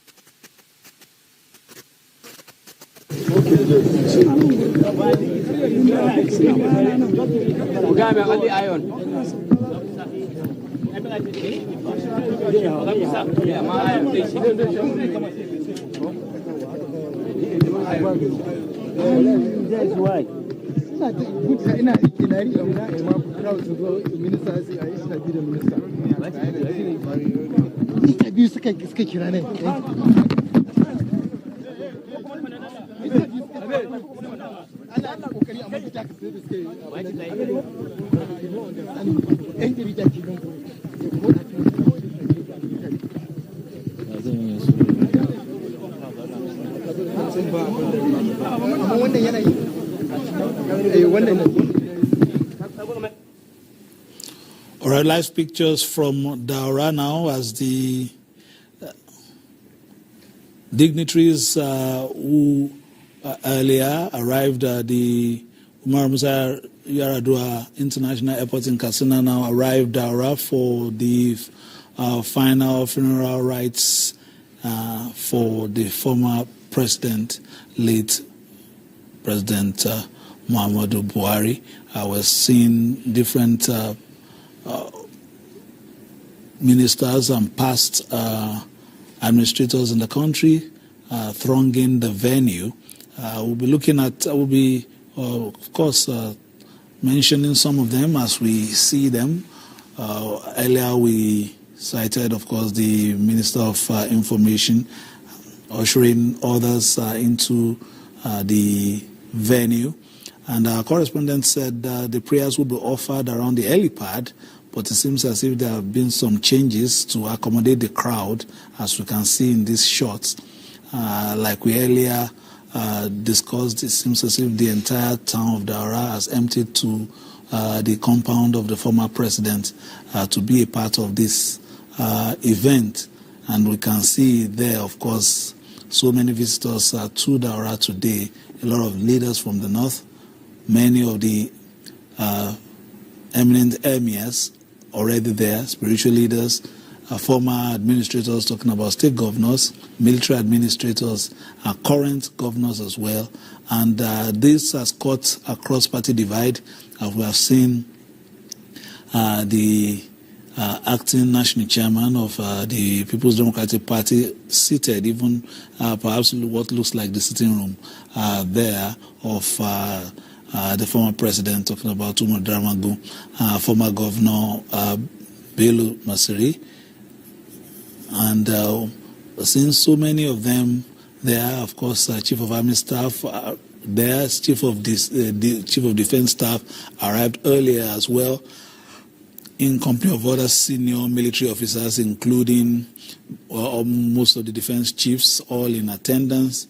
And we're still seeing the arrival of more and more members of the diplomatic corps there, and in the background you're seeing people, citizens and indigents of Daura and of course Katsina at large. So this has been how it has played out since the news of his passing, reached Nigeria on Sunday. There has been an outpouring of, solidarity, messages of commiseration from friends of the country, friends of the former head of state, people who know him, even those who did not, but understood and appreciated what he stood for, Dr. Korede. It's a testament to the character, the nature of the person, Muhammadu Buhari.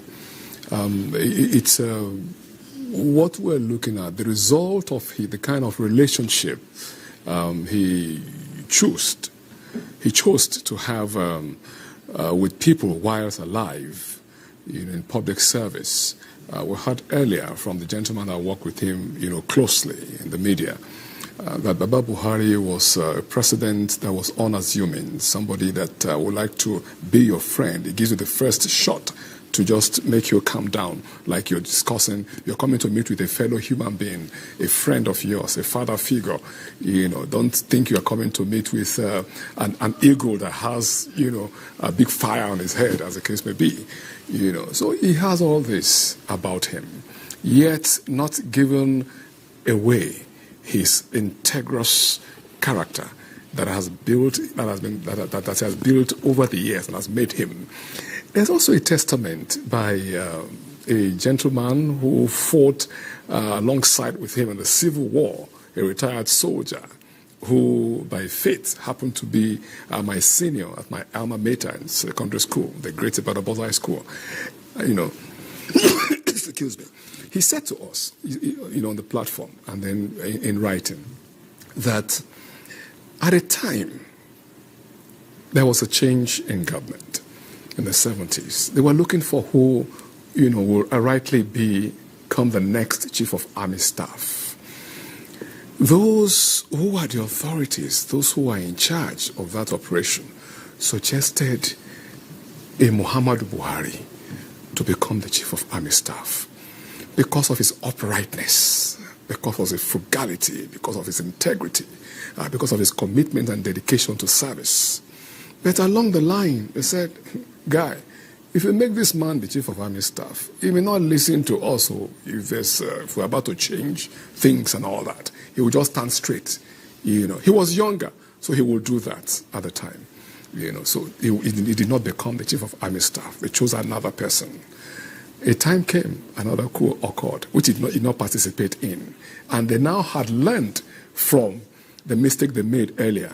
They said they are now looking for somebody that now has integrity to become Nigeria's head of state, to lead, governance, which was, how he became the military head of state of Nigeria, based on his good character. So you can see a lot of people, not only in Daura. This incidents that we're seeing now is happening in various homes, millions of homes throughout Nigeria, throughout Africa, and worldwide. Amongst human beings on earth, leaders on earth, Muhammadu Buhari, GCFR, stands amongst those that you can, have, that has a place in history when it comes to being an officer, a gentleman, a man of integrity, a man that is frugal, a good public officer that delivers on his words, that stands by his words and ensures that he delivers. A good example, or a father figure, to those who believe in him, to men and women of goodwill. We are not unmindful of naysayers, but we know that we'll keep doing the right things. We'll keep talking about Muhammadu Buhari as the right thing. And we'll just pray that people will see him as, a figure whose character, whose antecedents to be studied to guide them along life, as it had been in my own case. So that's the kind of thing we're looking at today. All right. Very shortly, of course, we are expecting we'll get to the climax of today's activity very shortly as we continue to witness, of course, the movement of the VIPs and our international guests are there in Daura.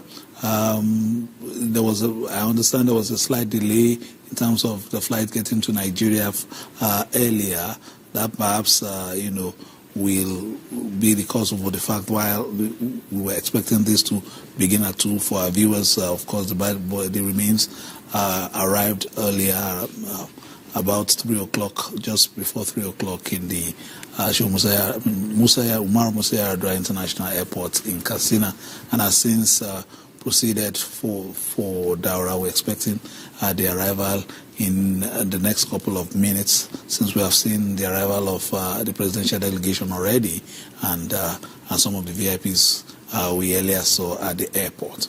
Now that this has happened, sometimes events help to shapen the course of history and help shapen the course of a nation. Dr. Kinshiju, you know much about the legacies in terms of the economics of Buharism, of the Buhari, tenure. Moving forward, are there things that we could pick up from his presidency for leaders of today and tomorrow in managing the affairs of the nation?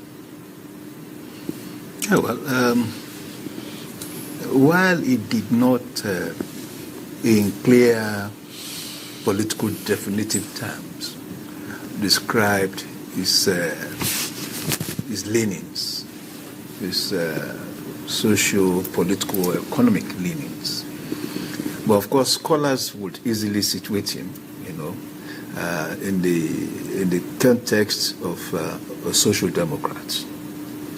And being a social democrat, it would be, of course, a first-line appeal, to the mass of the people. And in his own case, I think there was a profound linkage to the people at the base of the pyramid, for which he advocated, throughout those 8 years, for which, for the first time in the history of Nigeria's political economy, he created an office that, of course, evolved to become the Ministry of Humanitarian Affairs. And of course, one also had the unfortunate resistance of that concept by the larger class of Nigerian elites who thought that the activities of that office of social intervention, when it was first created, couldn't have been impactful. It wasn't until some of us also amplified that advocacy to say that it was not just about Muhammadu Buhari. It's actually a concept developed by the World Bank, and that this concept fitted properly into the advocacy of the president at that time. Because for him, where virtually the higher cadre of the political class and the economic class, as it were, benefited from the little meager resources that get into the public space, the larger number of Nigerians, and he inherited about 85 million, Nigerians living under the poverty line in 2015. And I think we also need to put that into historical perspective, as at that time we had 85 million Nigerians living under $1, the global poverty benchmark at that time, under $1 a day. And so this was a huge inheritance for him. It was a huge legacy to manage. So when he started, of course, to implement those interventions, people who couldn't understand the context of that intervention, and of course the context of the person behind it, where of course, how do I call it now? We're enraged, more or less, because I know I was involved in a number of social engagements with some of these otherwise highly knowledgeable Nigerians. But for him, it was an exercise that needed to be done and see to the end, because it was talking about taking Nigerians, millions of Nigerians out of poverty. And the first thing, the approach was first, let's stabilize these poor people. And that the economies of poverty is to state that these are potentials in redundancy. If you are able to create an economic agency or economic agency out of a human being that could not live sustainably, you are also adding to the capacity, or the economic capacity, of the nation.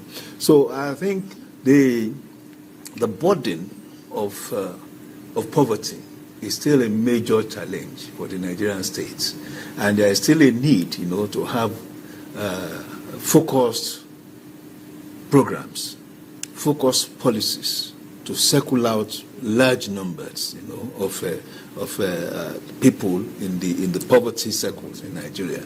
Now, of course, that argument was also furthered by the World Bank, who also now moved from the financial definition of the monetary definition of poverty to the multidimensional poverty, to say that more than 135 million Nigerians were living in multidimensional poverty.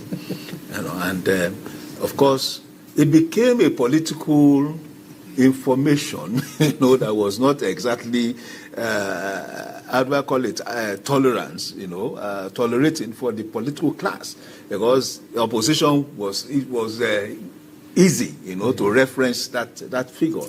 But again, for the Buhari regime, don't forget that at that time there was a huge advocacy around open toileting, There was a huge advocacy around increasing access to electricity, and a number of attempts to also, of course, bring into reality the implementation of the millennial goals, most of the millennial goals during this time in office. So for me, I can see a linkage anyway from what the Buhari regime did with what the present government is doing, and I define my linkage as even from the base of the party itself.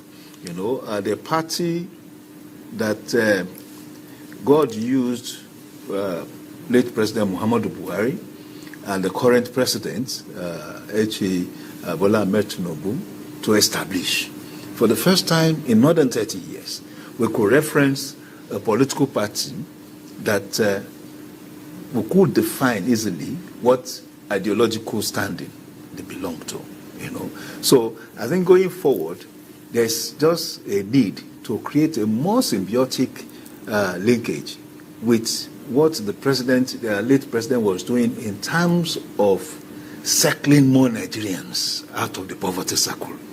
It's very important. It's if you have a latency, the economic latency that we are talking about at this time, and I think so far with the economic reforms, the unintended effect had been an increase in the number of poor people, So, and that is why, yes, we have seen a lot of fiscal, fiscal rates, fiscal impacts at the macro level.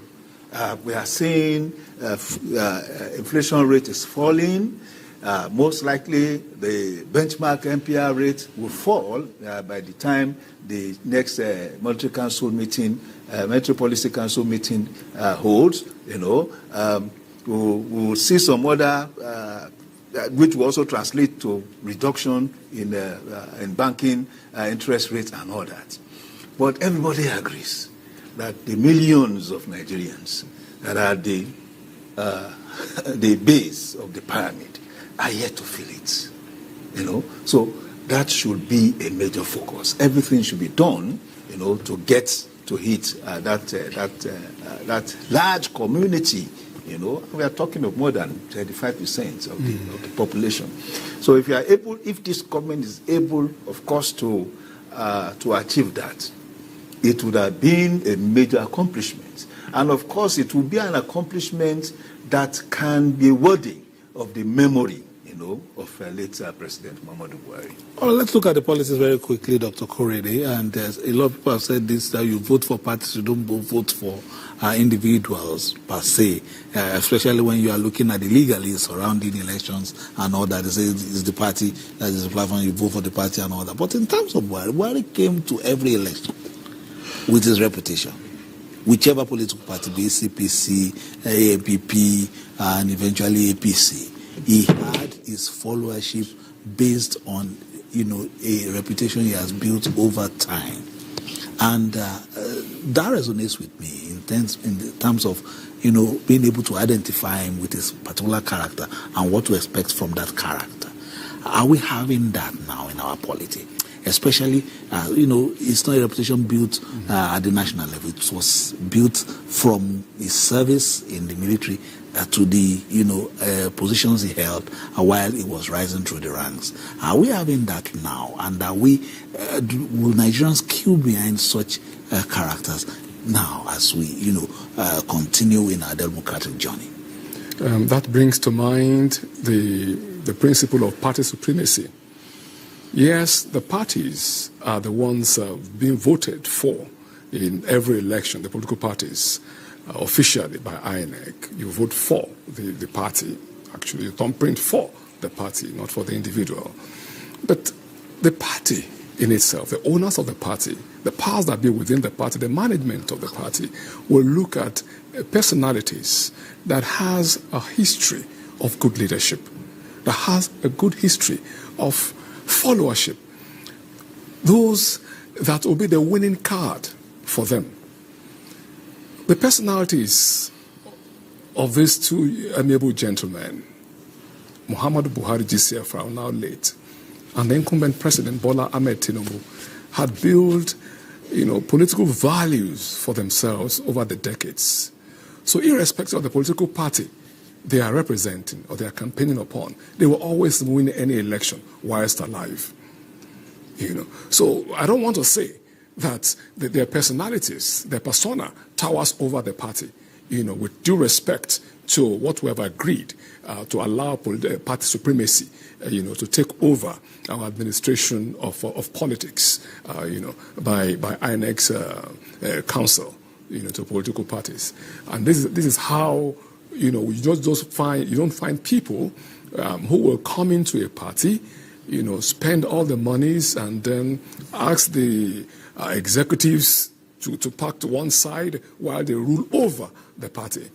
There is party supremacy in Nigeria, despite the fact that our individuals, those candidates, are the ones that would have gotten, a good history, of good quality in terms of integrity, good governance, to ensure that when they become the candidate, they have the capacity to democratically win such elections for the party.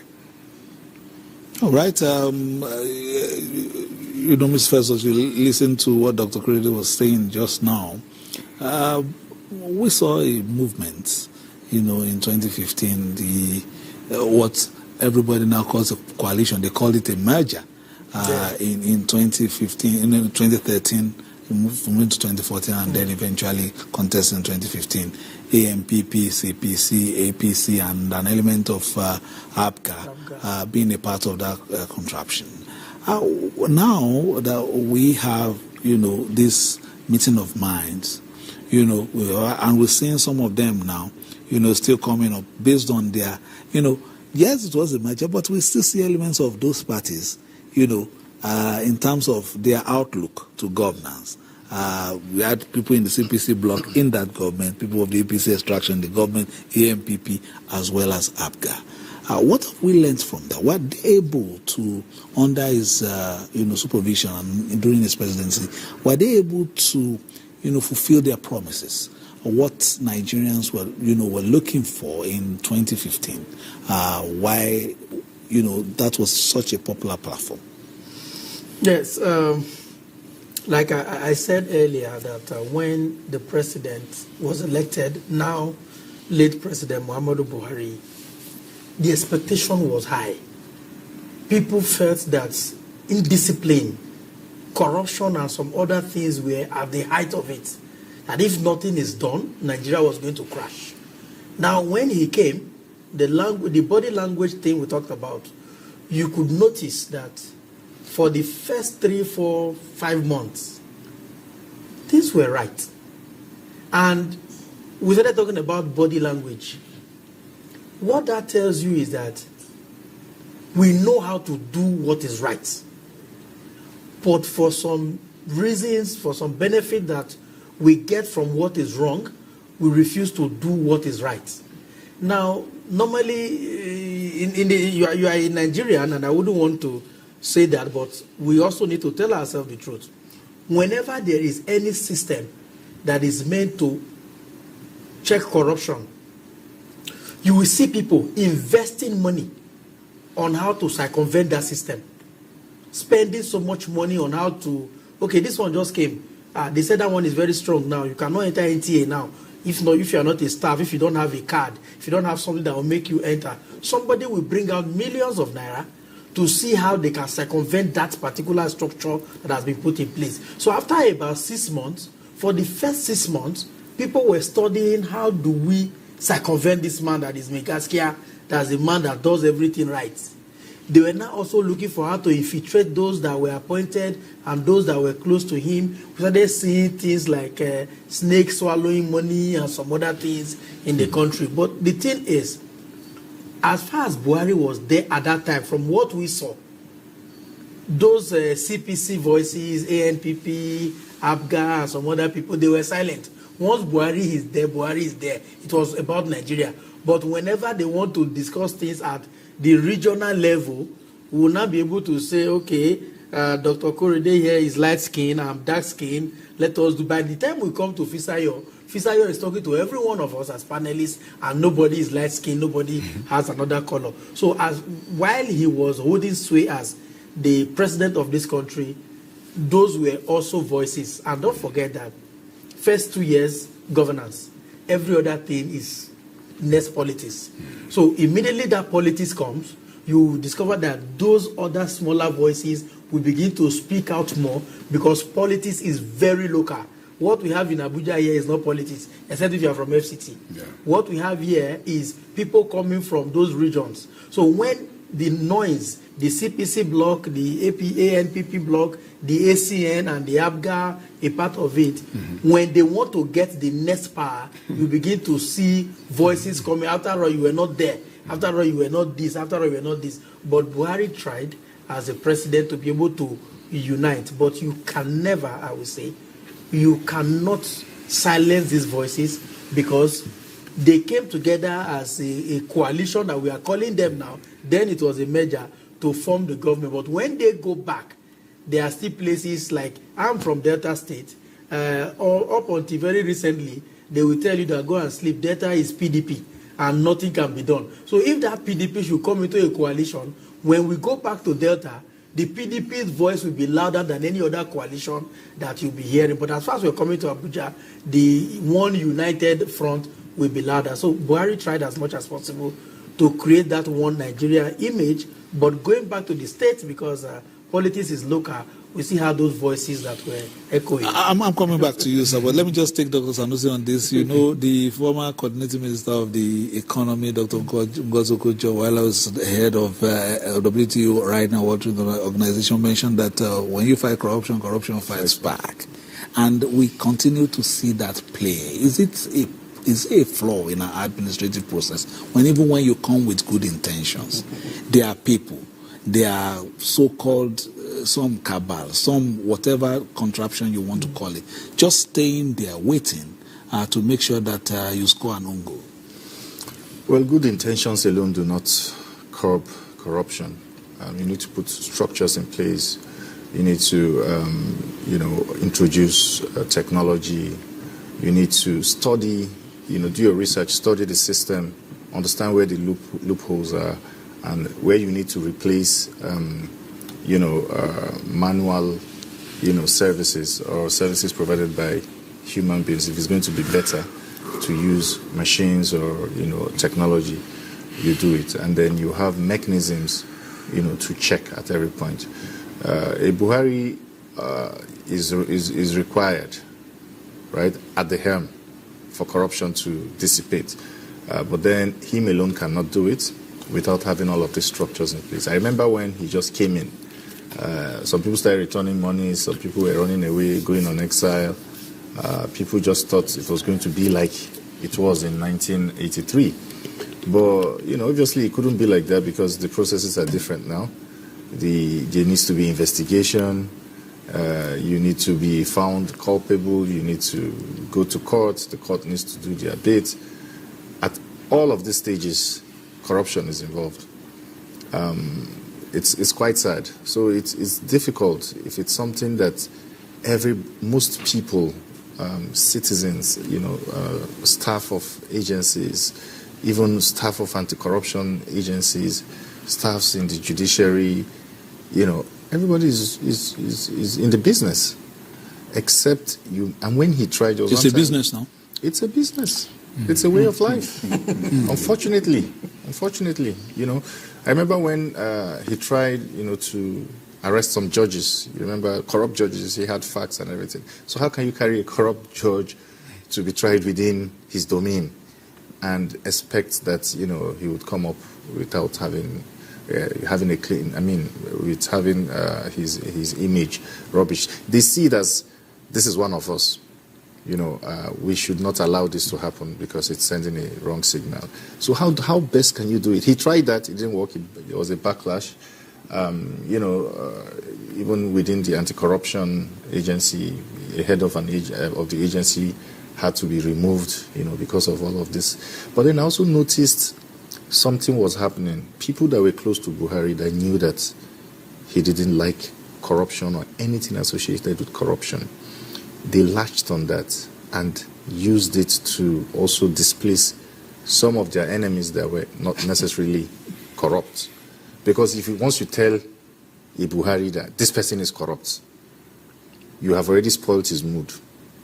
And if it's somebody that he likes, the best he can do is to say, okay, let the person step aside, let him be investigated, especially if you bring some sort of concocted evidence that, okay, the person is.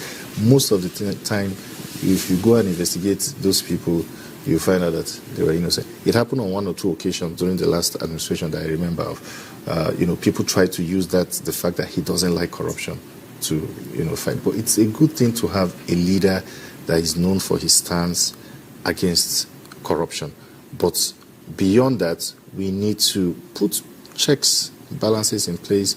Under him, there was TSA, there was, different things that were introduced into our system through the Ministry of Finance, through the Accountant General Office to check, corruption, which I felt, were good innovations. But to what extent were we able to do that? Because in all aspects, from procurement to even budgeting to even, payments, all of those, you find loopholes in corruption. So to what extent was he able to, curb it? Is what we're talking. Dr. Korede Martins wanted to make an intervention. Yes, just an intervention, just for quick second. Yeah, there was, an advocacy, subtle advocacy, with respect to the imperative of government looking through, ensuring that the macroeconomics that we've been developing over time actually comes micro. That is for people to now benefit, at the grassroots, from policies of government. And this speaks to, the vision of Mr. President Bola Ahmed Tinubu GCFR at the speech at the National Assembly, the second tenure. It's the 2 years anniversary, second anniversary. The second anniversary as president. And he said that, yes, the first 2 years we've addressed macroeconomics, we're seeing.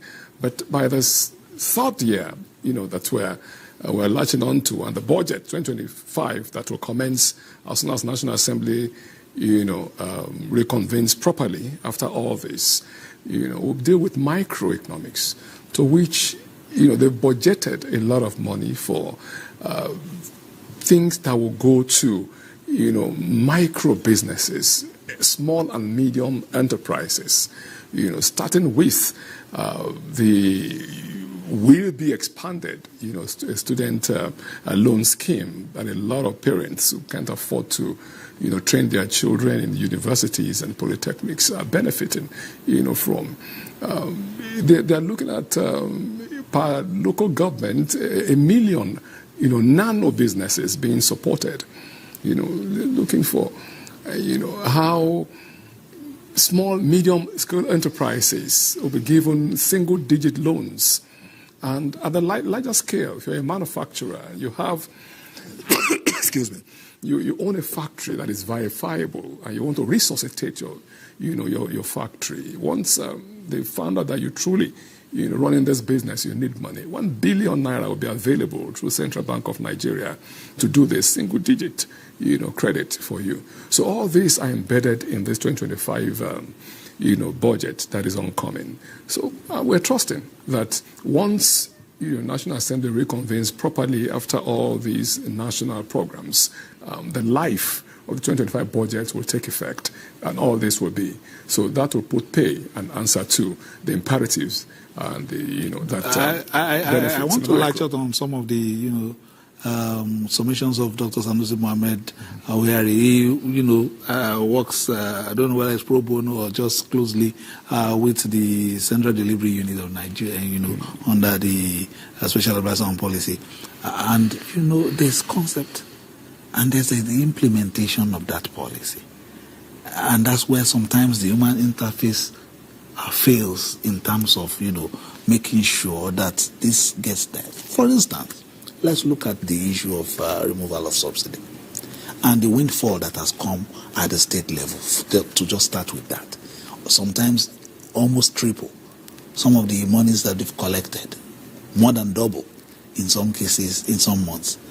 And just as we're having that discussion, we can see in our shots Senator Kashim Shettima, Vice President of the Federal Republic of Nigeria, with the Governor of Borno State, Professor Umaru Babagana Zulum, all coming into the compound of the former head of state, arriving the venue now. Recall that it was Vice President Kashim Shettima who went all the way to London to bring back the remains of the late former president, and now they've arrived at the venue of the event now in Daura. We just saw them coming in. So I understand that they are leaving the residence for the helipad where the prayers will be held by the Imam there of Daura. Will get there with the ambience and the commentaries shortly once our colleagues are ready. Just before we join them, we're just talking about concepts and making these policies work. So we've seen the governors receive much more than they were receiving. Now disbursement and making sure that people get in terms of sectoral impact in their states is where perhaps some of the states are stuck in terms of the citizens feeling directly why the objective of removing the subsidy and making sure that Nigerians directly benefit from the removal of the subsidy with increment in the allocations to the state. But the citizens are saying, we can see the AC, but we are not feeling the bills. Yes, I'd say that advocacy should be directed to the citizens of the state. You see, Mr. President and the current federal administration, as you rightly said, has given increased budgetary allocation to states and local governments, which is unprecedented, in our annals of governance in Nigeria.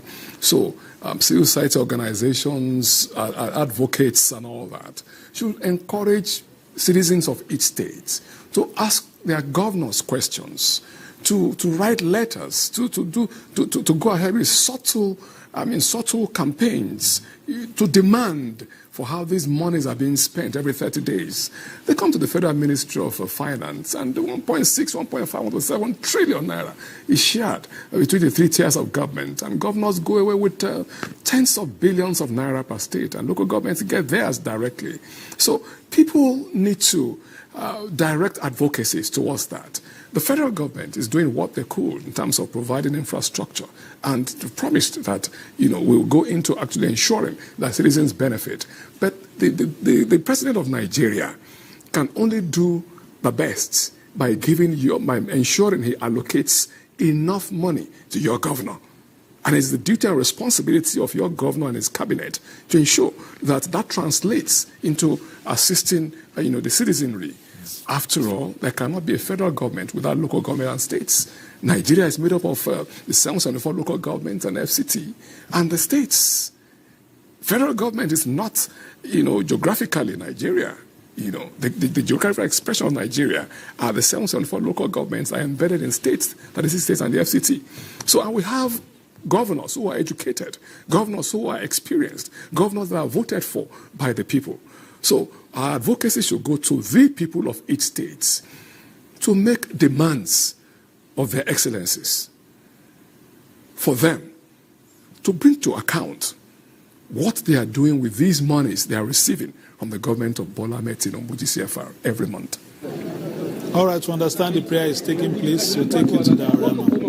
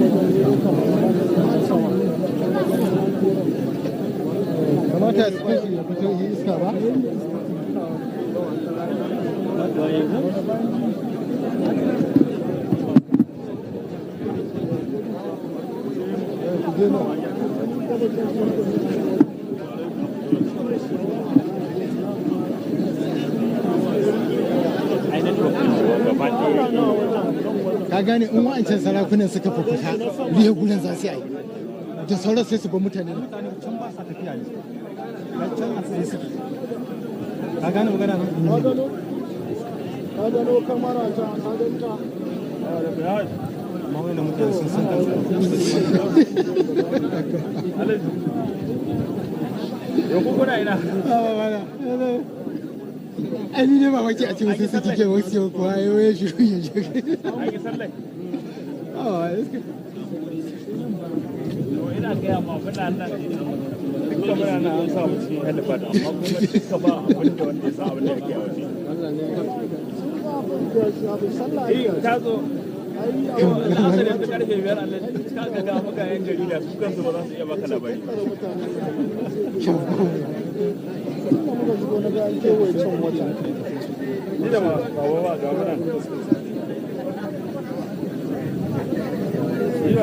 ba abin da wannan zai baka ina gab da yanci yanzu yasa wallahi ga yau wanda ba zai ga cewa wallahi sana kuna yin shiga kuma su kansu an ce wai a fito sun rasa hanyar fito wallahi su kansu sun yi fito ba su yi organizing abin ba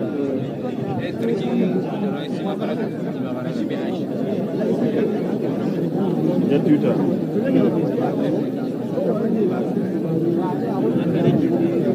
muna nan mu dai ga muna sun sa harata Allah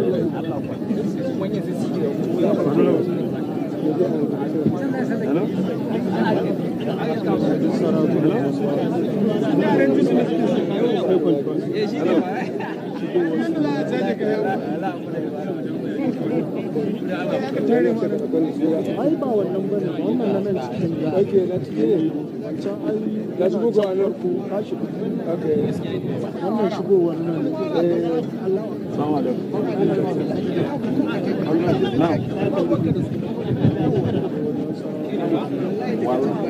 wallahi ina can amma ina ba za ku fi ba ma ni da baba ya kai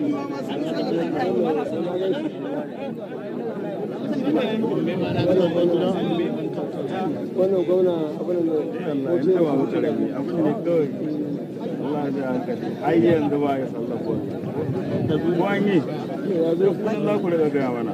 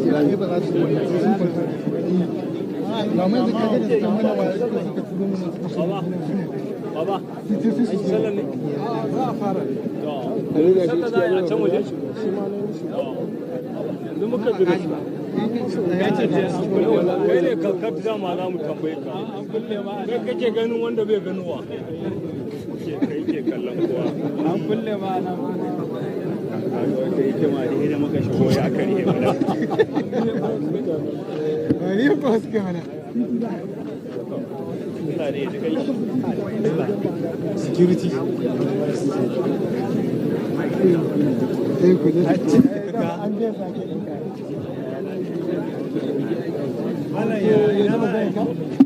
Yana kallon TV sai ji magana shi ba a yi ba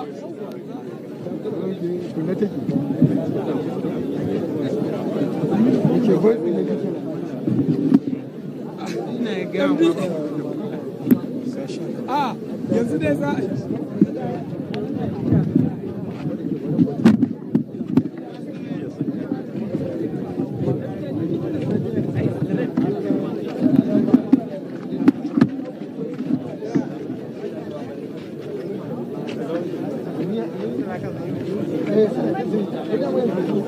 ana yin sallah mutum sai ya waje masa sahun sai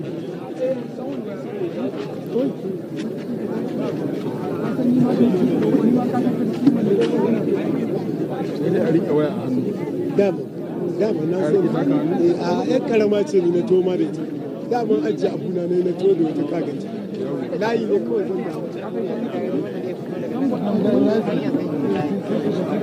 an fara da sau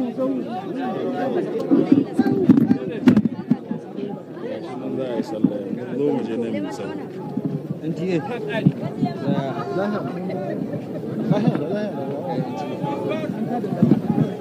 an fara ne amma amani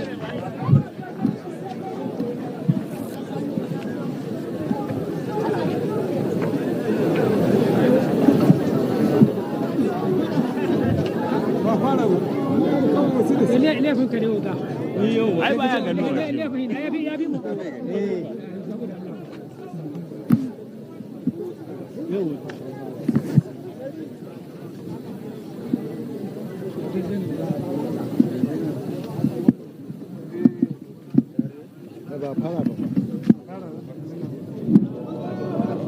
Allahu Akbar.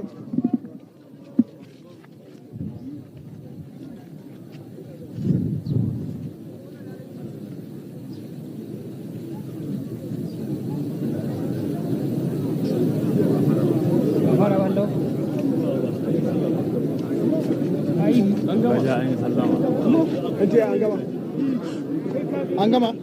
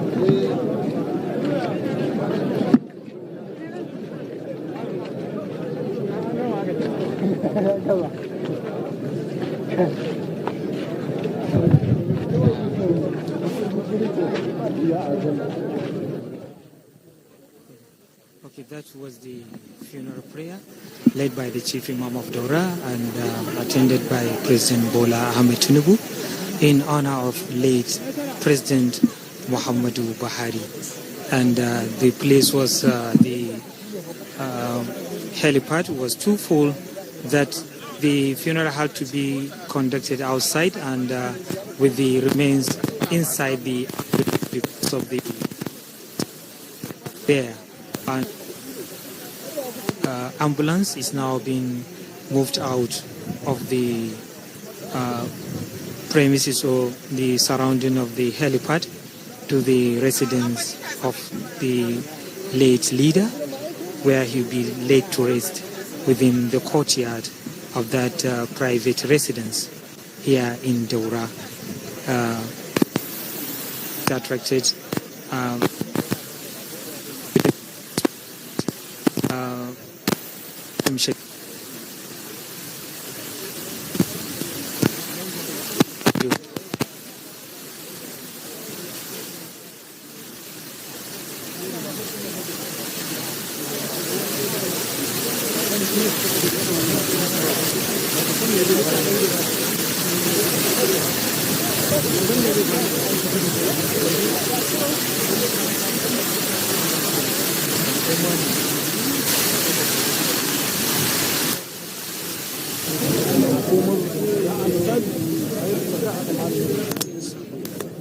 where he lived.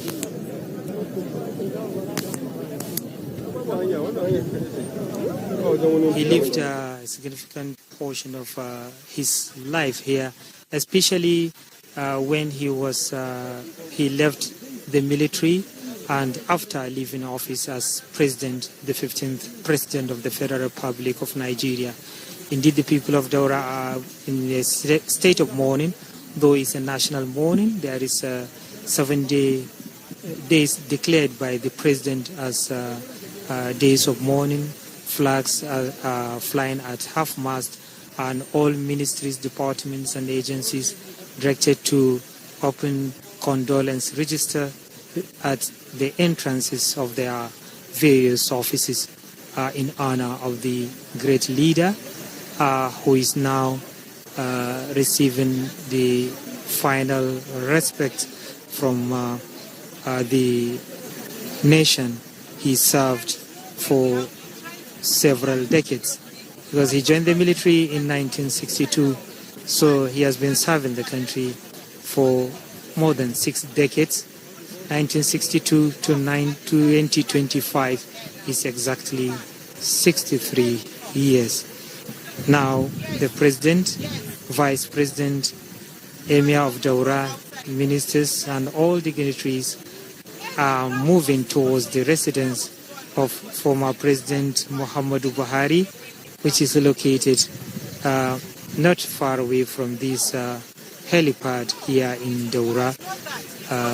It's about 250 meters away from this place, and it is there within the courtyard he will be laid to rest, which is the final respect in his honor.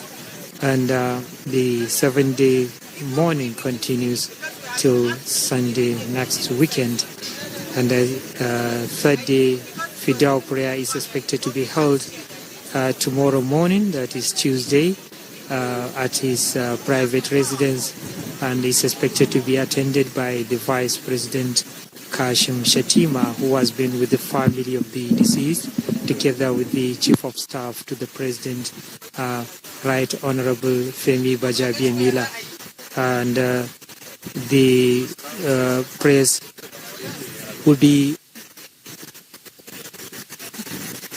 is part of the morning, is an additional activity after the funeral prayers to seek Allah's mercy and forgiveness upon a deceased person. And of course, thousands of people are here and join in doing so, and more are expected to do it again at the fidel prayer, which with Vice President Kashim Shettima, who representing President Bola Ahmed Tinubu on that occasion. Now we are expecting to see if our colleagues can get it, the location of the burial within the courtyard of his private residence here in Daura.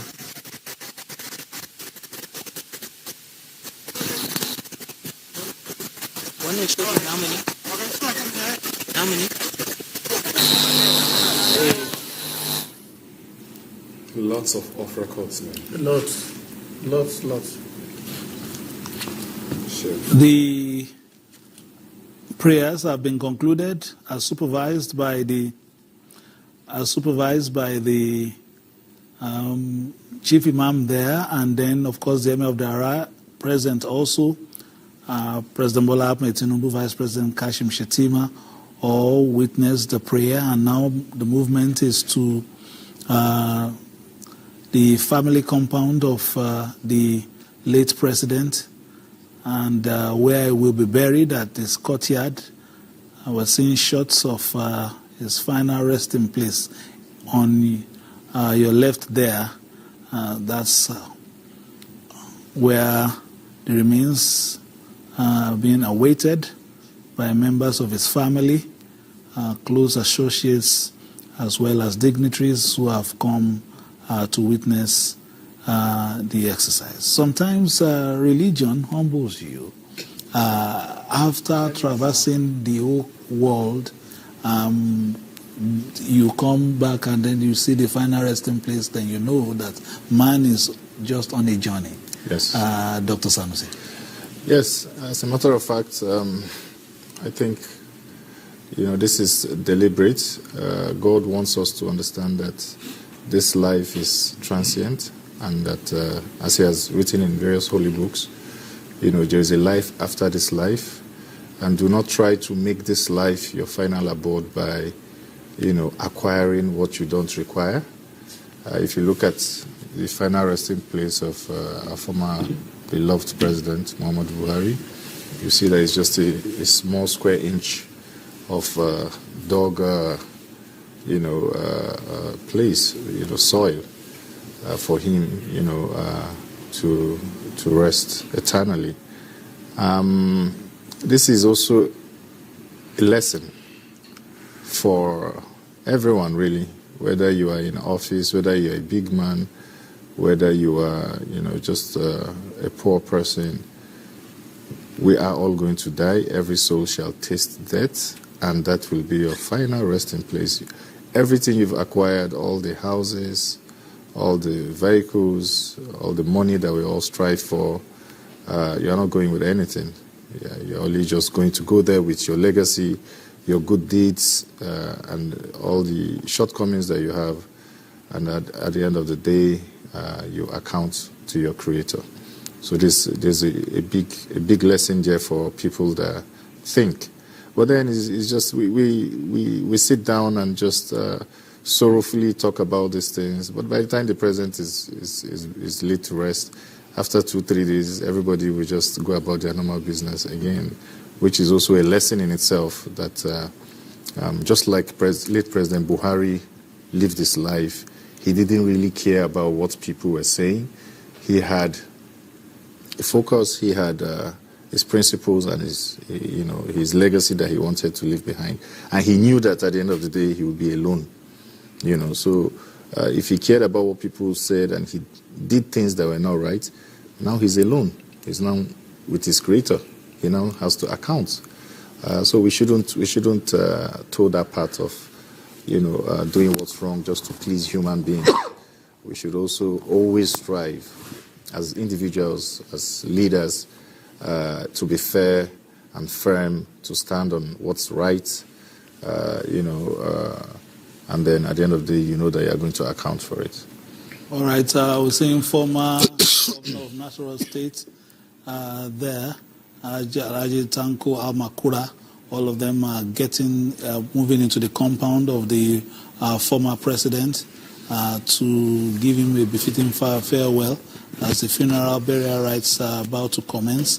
Earlier we saw the governor of Borno State, Professor Umar Babagana Zulum, also getting into the compound there, and we are awaiting the president as well, how will also be at the burial site as well. And close associates and members of his immediate family are there as well, including the governor of Katsina, who has been welcoming people into Katsina State and now the compound. As you can see, that's the final resting place of former President Muhammadu Buhari.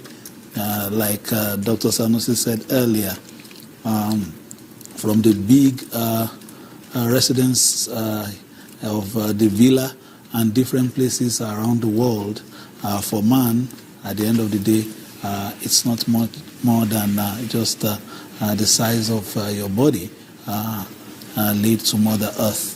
And politicians there as well will know that what remains of the dearly departed president are his works and the mark he left on the various places he worked and people he impacted upon, Dr. Kinshiju. So that's the Holy Bible tells us, that it's good to go to a place of burial, than to go to a place of celebration, because when you are partaker in such, you understand the imputation of existence itself and the reason for life. That it's a reminder to all humans alive that one day we will depart. How we depart will also be determined by ourselves.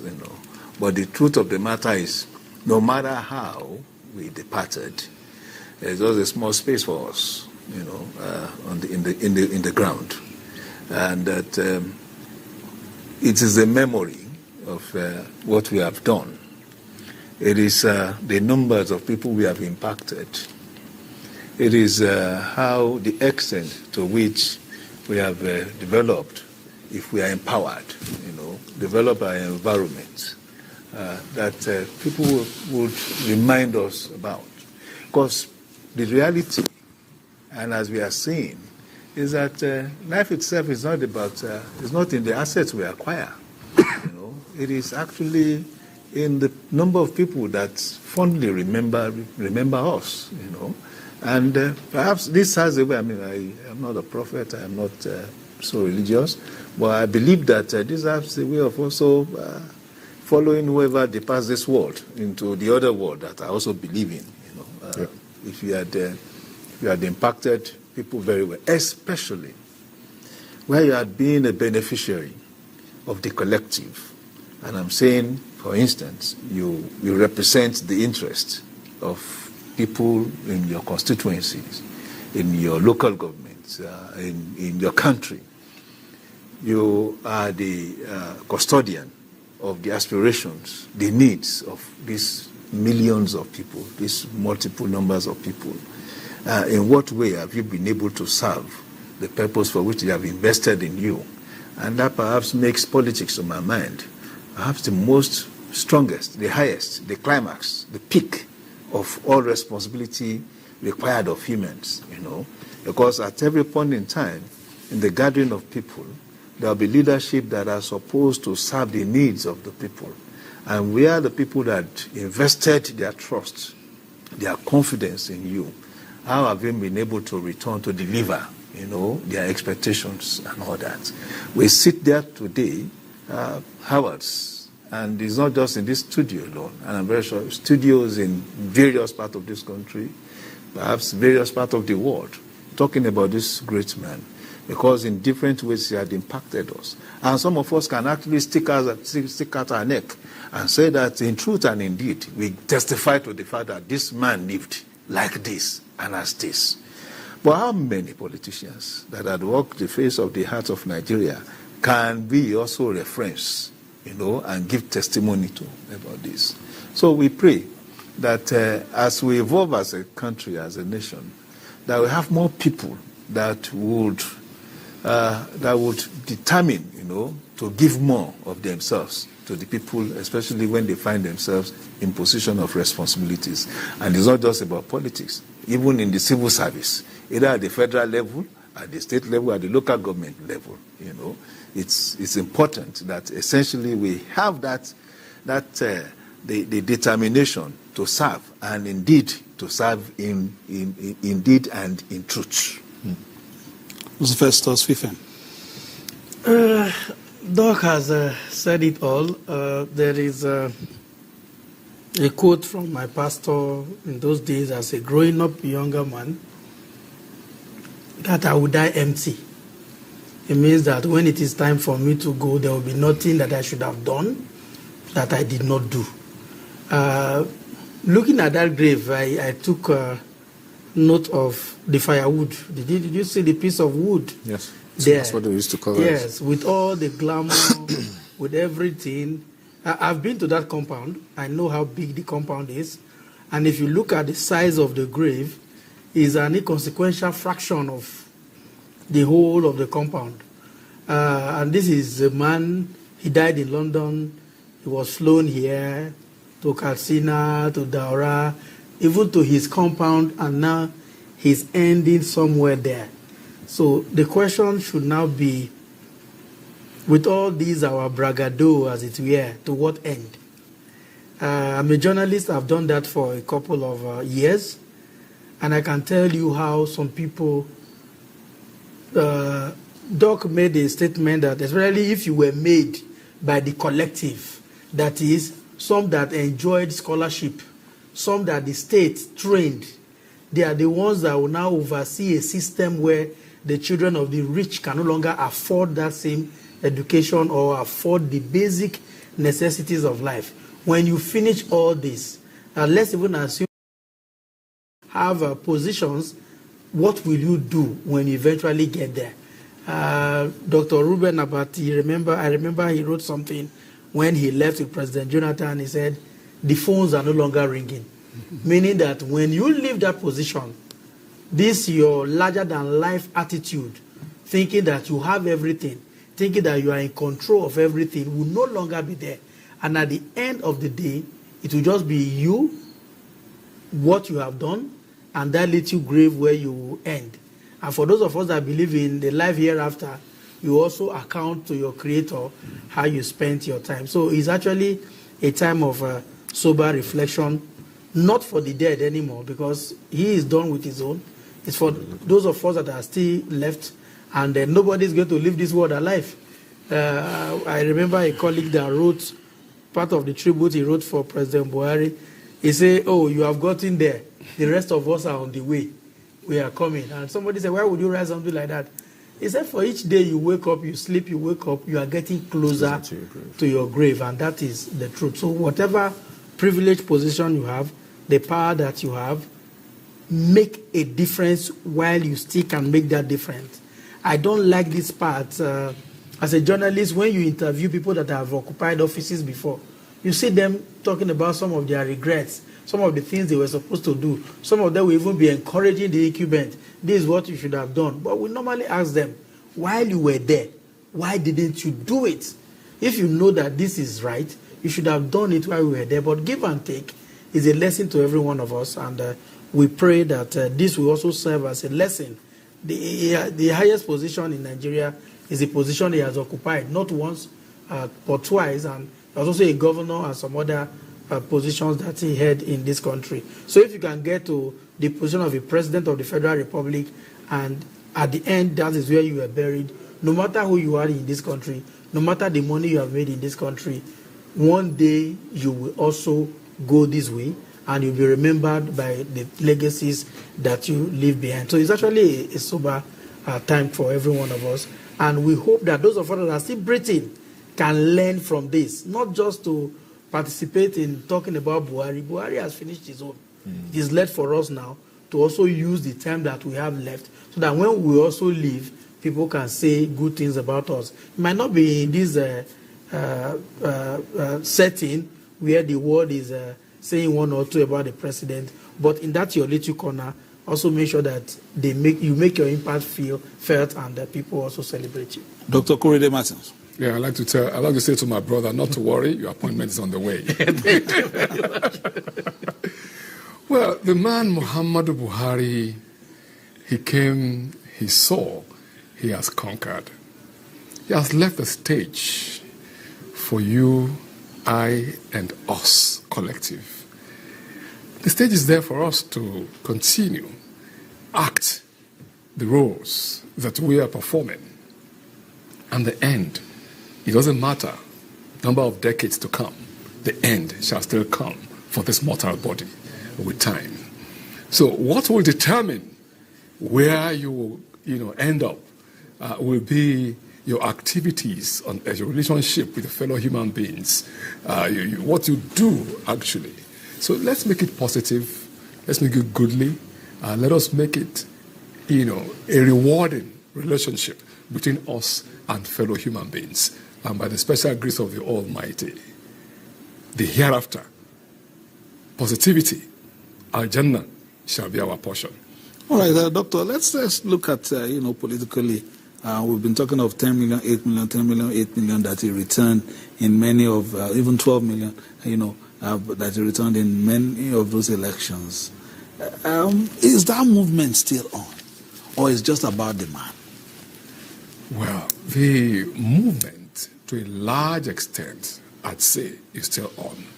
We cannot say 100% that it's there. Because recently you find some actors, try to shift base and form a, quote-unquote coalition. That is the actors in 2015. Some of them, very few, though. But with the governance structure of the current administration, the Buhari movement and the Renewed Hope movement, agenda movement, forms now a larger political group, a larger political force that will, pave way to improving upon the political gains and the numeracy of those that voted Muhammadu Buhari. So the movement is still on. It's larger. Positive democratic political force is on. We believe in Buhari, and we're carrying on with Bola Ahmed Tinubu, GCFR. I may have to pose the same question to, Dr. Kinshiju. Do you still believe in that bloc, or are there splinters based on political realities? Of course, there are splinters. We are tracking them. Because the truth is that whatever Buhari does is our heritage. The Buhari movement itself is a political heritage, and some of us that are also politically inclined claim it. We determine that we are part of it. And more consciously is the fact that we have a continuation of that heritage in the present government, federal administration, led by His Excellency President Bola Ahmed Tinubu. And why I say that is because essentially and in profound ways, either so many people agree or not, it is evolving for us to understand the reality of an ideologically driven political environment, which these two people share. So if we describe Buhari as a social democrat, we describe Bola Ahmed Tinubu as a social democrat. And we see a congruence of sorts in the policies they believe in the policy they have conceptualized under different circumstances, but essentially we are saying that it dovetails to the people.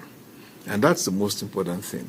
And therefore, if Buhari's immediate objective was to, of course, elevate the economic standing of millions of people that found themselves in the poverty community. And it is also becoming clear, that Tinubu's principal objective is in a bigger way to also elevate this large number of people, onto away from the poverty community. So there's a coalition of thought. And I'm deliberately using the word coalition here because that become perhaps the most popular cliché, as it were, in the Nigerian political lexicon over the last how many weeks. I'm abusing the real sense of it, because when you talk about coalition, you're talking about a convergence of thoughts, a convergence of activities of a number of people who have an objective, to achieve. The merger of starting 2013 and crystallized in 2015 tells us a story of how people from different diverse political leanings could come together and under a single individual form a political direction that drives towards a principal, objective. And we are talking about APC today because there are reference milestones that party, that group of people had, survived. There have been turbulence, there have been storms, But we see that rather than threats of destruction, we are seeing a stronger, unified platform. And while some people that, perhaps we also talk politics here, while some people are trying to compare the merger of 2015, crystallized in 2015, with the coalition of 2025, I ask, what exactly is the basis for that comparison? One, the driving forces that culminated in the 2015, what do you call it, merger, is lacking in the coalition we are seeing. In that merger, we saw the fact that politicians from different leanings, from different proclivity, were coming as a result of dissatisfaction with the policies that were being conceived and implemented at the federal level, And you saw not just ordinary people who were disgruntled, who could not access power. You saw people who were in power, determined to change things. And perhaps that was why change became, the reference phrase of that era. So, to a large extent, I believe that the Nigerian political space is still deserving of the vision of Buhari, because you have that millions of people that desires leadership, of the kind of class that Buhari was was ready to give. And I think in a large manner, and I'm not just being partisan here, I think President President Bola Ahmed Tinubu has determined to also provide, or even, it's not even about provide. If we track back to President Tinubu's period in Lagos State, and we can reference what he did as governor, it's easy for us, of course, to extrapolate and situate that at the federal level and determine the fact that from where Buhari left, this president is taking off. And is going to take off with those 12 million voters. And this will reflect in 2027. I am sure of that. Because those voters will be looking out for somebody that will crystallize their aspirations. Look at some of these policies in place, especially the tax acts. When you see the tax acts, it tells you without any doubt the fact that you had somebody who is the head of a sovereign administration ready to impact the lives of the Nigerian poor. Because that's what the tax act is all about. It's not about increasing revenue. Yes, we generate revenue, increase revenue, but it's more about elevating the economic status of millions, more than 30% of the Nigerian people that are limited in the economic class. So I believe the nature of politics that we will experience going into 2027 will be very, very, very different, from the ones we have been experiencing before. Because this is not going to be about 12 million votes plus. All right, we'll soon we are looking at live pictures from Daura, the streets leading to the residence of the former president of the Federal Republic of Nigeria, late President Muhammadu Buhari. Very shortly, we would give you live pictures from the grave site as Nigerians and eminent Nigerians, family members enter into the compound. As once we get steady pictures from there, naturally there will be some push and shove as you are getting closer to the grave site. We showed you pictures from the grave site, but very shortly we would be back there once our cameramen get steady shots from there. But this is just the street outside the fence of the house, and then we'll get better pictures shortly. As you can see, outside broadcast vans from different media establishments also trying to get a vantage point to capture the moment. While we reflect on this, Doctor, this is just a day, but it is perhaps to reflect on the entire life of a man who has served the nation, in some cases made some controversial comments himself and handled controversial situations, and but for one thing, he remained steadfast to his beliefs and in his own way for 8 years tried to shape the direction of state. As we begin to round off, and of course once we get signals and then wrap up the funeral rites, we will also be left with our thoughts of him as the nation bids him farewell. But in terms of public administration, which you are a part of, what are your takeaways from the life he lived and the farewell being given to him by Nigerians? Well, my takeaway is that you need to just generally be a good person. You have to have principles, you have to have integrity, you have to live for something and die for something, and you have to have the understanding that there is a higher calling which everybody should strive to.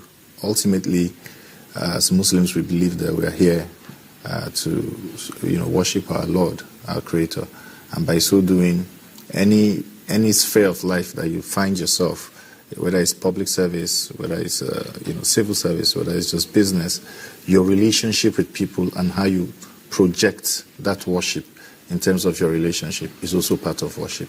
But then let me intervene in the previous question that you asked about this 12 million votes, whether it's now still intact or yes, there are splinters. First of all, God gives power. And General Muhammadu Buhari's consistent 12 million votes, has been a product of hard work over the years. And for me, the way I see it, would have been happy as APC if he were alive in 2027 to come and also raise the hand of President Asiwaju Bola Ahmed Tinubu. It would have made things easier. But for those that were relying on that to happen as a way of easy way to win the election, well, President Muhammadu Buhari is no more. But then the God that gives power to whom he wants is still there, and he will remain there forever. So while we go back spiritual to pray to God to give us that direction, especially in this difficult time that we've lost a colossus and someone that we all converge around, it is also important for us to reflect and use his demise to re-strategize, right? If we're planning, and one of our plans was relying on him, now he's no more. And the votes are there. They are like lost sheep now. It's going to be splinters. We're going to have different people trying to de-coalition. They are trying to grab their share. APC governors, APC stakeholders. It will take a while before we have a figure as General Muhammadu Buhari that will have these 12 million votes. But the votes are there. APC will definitely inherit the bulk of it. But then we need to work hard to get more people from this coalition. We need to prevent our base from falling into the hands of the coalition. Because the truth is, as a politician, I'm not oblivious of the fact that a coalition or a merger that we did back in 2013 that... All right, let's very shortly we'll get pictures from the family compound and the final resting place. As you can see now, the body is very close now. So we are getting close to, we are getting close now to getting to, lay the remains of the president to rest in his compound. So we are getting close to it now, and very shortly, this would, culminate. So I think there should be some prayers as well before that is done. Perhaps you can give us an idea of what to expect in the next few moments. The main prayer has been done, which is Janaiza.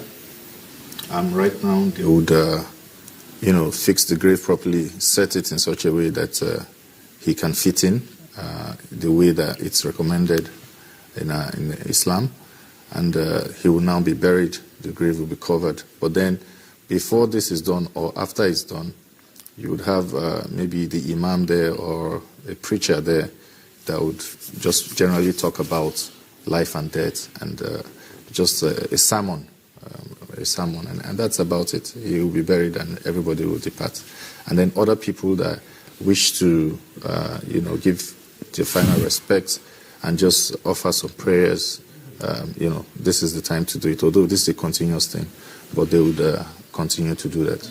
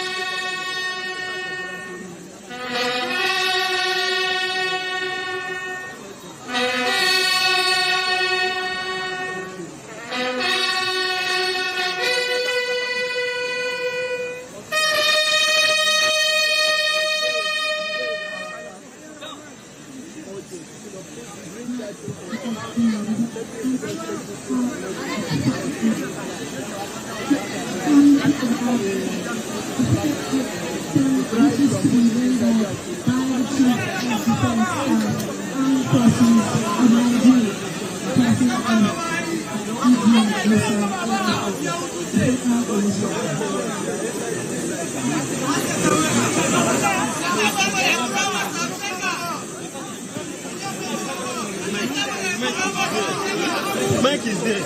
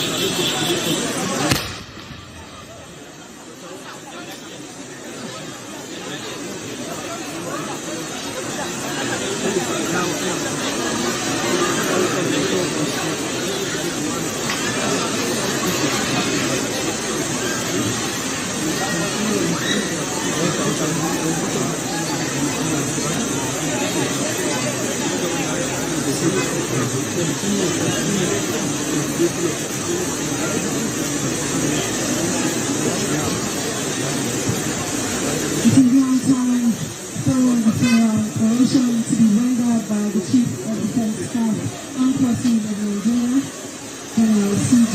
Musa AFR, sir. The CDS, sir. Mr. Sir, all the excellencies here present.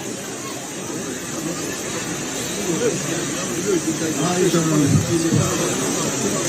Officers of Nigeria, have the singular privilege to give the oration our former president, our former general, who was distinguished himself in the service of our motherland.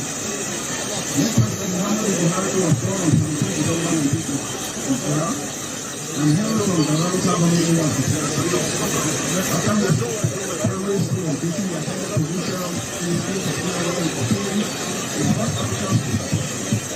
And starting military training in the National State Collection. Also, United Kingdom, where he commissioned in the rank of second lieutenant and general officer.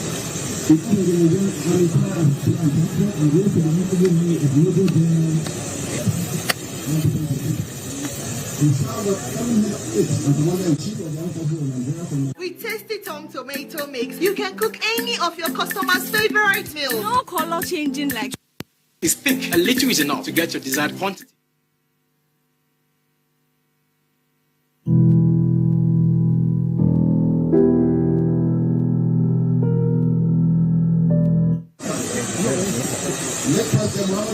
Buhari attended several courses in Royal and performed credibly. Some of the courses include Young Class Course, Platoon Commander's Course, Mechanical Transport Force Course, Commander Staff Course related to India, and Army War College Course United States. During his Young Officers Course, he worked very hard and consistently. He demonstrated commendable stamina during practical exercises and in advanced conditions. During his Commander Staff Course in India, he was a sincere, hard-working officer who was quick to learn. He demonstrated the ability to comprehend the implications of most situations and apply tactics to arrive at their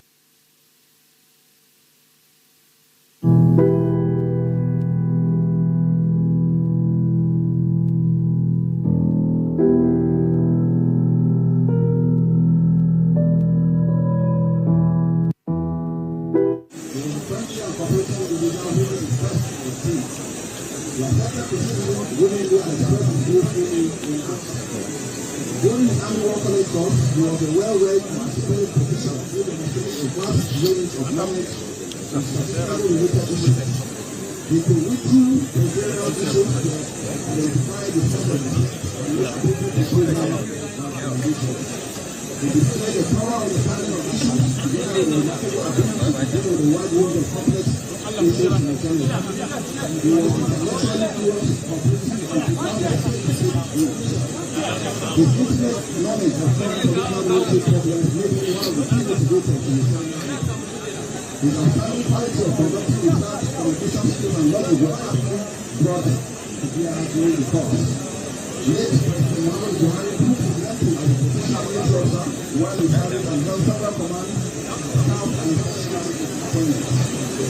Some of the appointments are Platoon Commander National Battalion, Mechanical Command at Lagos Garrison Counter Command, Company Commander Family Brigade, Transport Company.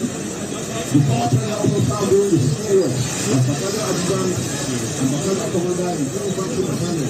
He was during the Secretary of one Infantry Division. He just based on Army Commander of one Infantry Division. He just based on Army Division. He was former Commander of Infantry Brigade and Assistant Adjutant General Headquarters 1 Infantry Division. Father General Staff Headquarters 3 Division. Acting Director of Supply and Transport and Contingent General United Nations Peacekeeping Force in Congo. It was the twilight of his career in the military. He served as Deputy Secretary Army, Minister of the Borno State Legislature, Chair of the Joint Staff to Global Cooperation and Federal Commissioner of Petroleum and Energy. They are responsible for the Spanish Country. It's not even good for the all the Supreme Council and the Federal Executive Council.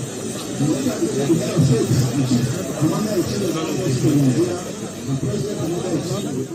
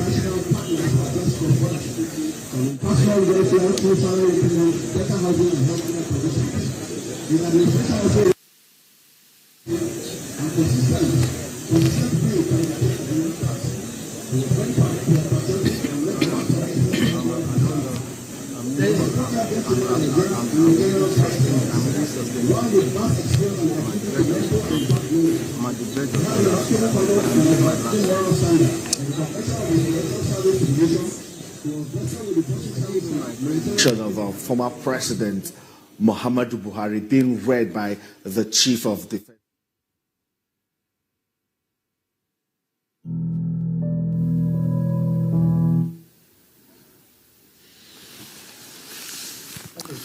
Citation of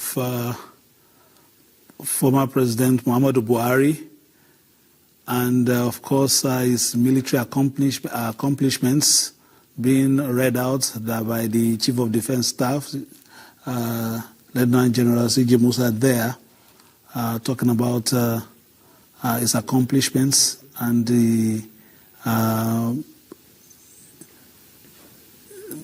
what he has done in different postings. Already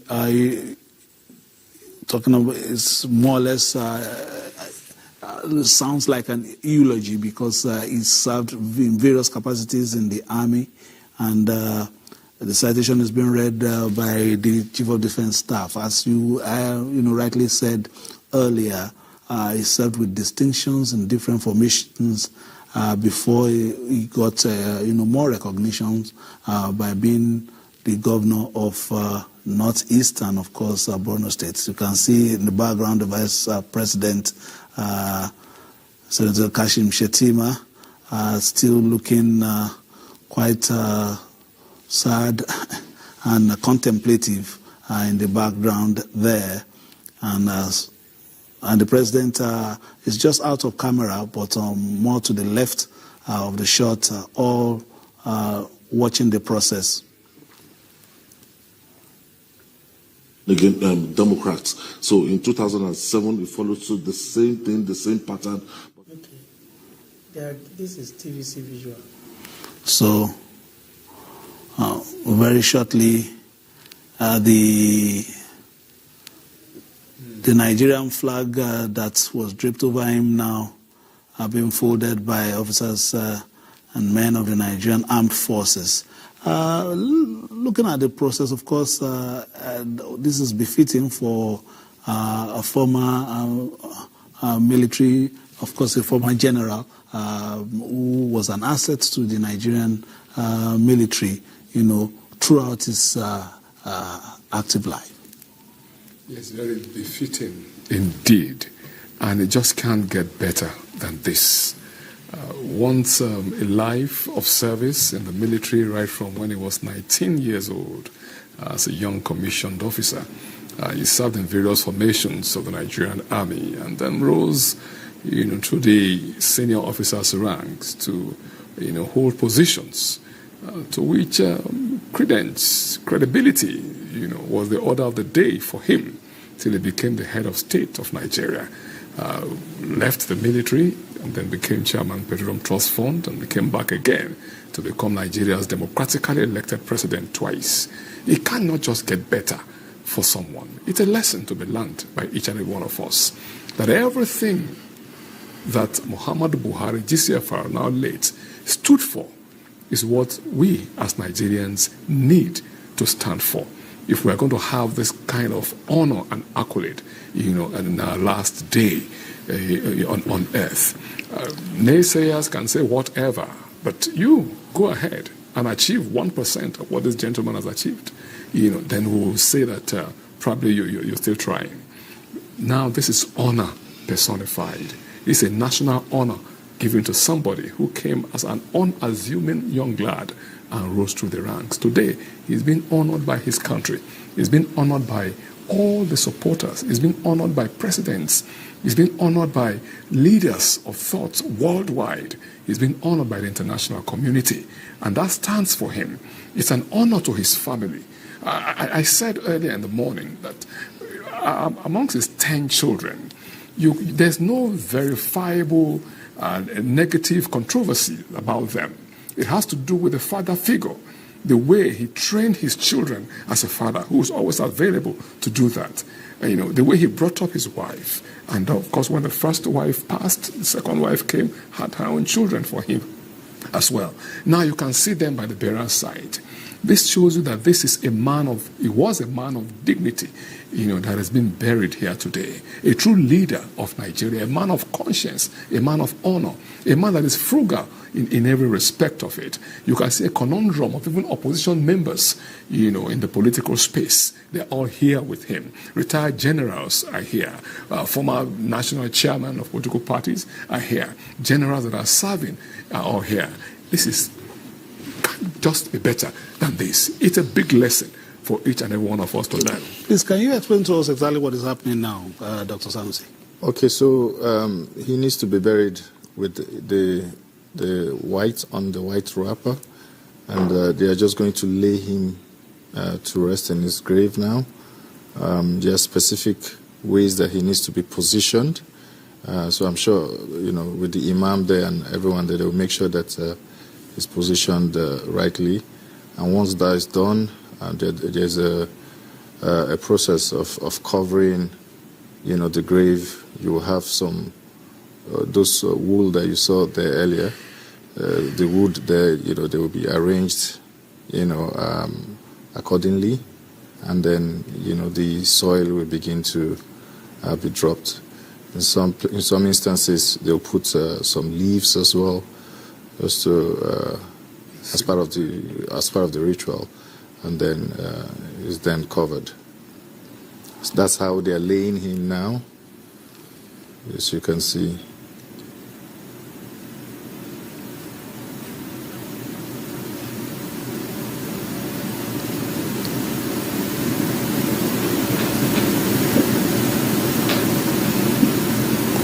All right.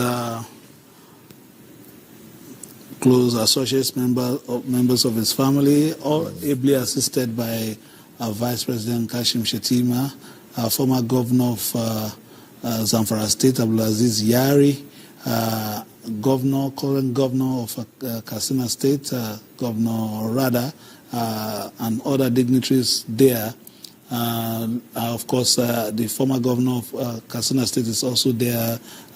He was also his former speaker, talking about Raji Bello Masari, all at the gravesite now to give the former president befitting farewell. You can see some close members of the family, his son, one of his sons right there, just near the gravesite, and this is quite humbling, this final journey that,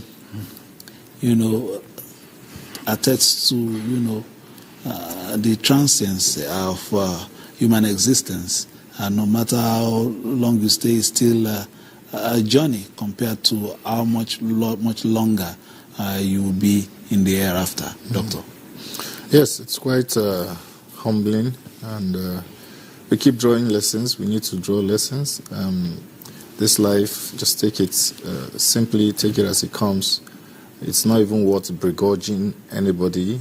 You're holding grudges, you're taking things seriously. You're going to leave this world, and luckily enough, the president, while leaving office, asked for forgiveness from those that he has offended. As a Muslim, I think it was in order, for him to do that, because there is no how you would be in various positions for this long, and then you're finishing your second tenure as president, and you wouldn't have offended people either consciously or subconsciously. And as Muslims, when fellow Muslims die like this, we are all asked to just forgive and forget whatever has happened, and pray for the repose of his soul. Because you to pray that Allah will have mercy on his soul and will grant him Jannah and forgive him all his sins. It's quite humbling, like you said. You see that after all of the positions, all of the awards, all of the accolades, all of this talk about him being an upright person, an honest person, someone that has lived well, which comments were largely positive, which we also say Alhamdulillah for, because it also has a way of clearing the road for you out there with your Creator. But you can imagine if he was a terrible leader, the kind of comments would have been getting some people. It wouldn't augur well. So it's a lesson for all of us, really, everyone. Just live life as it is. You see, they are going to put the covering there. After they've laid you saw some wood that they laid, and now they would, cover it before they start, covering up finally with soil.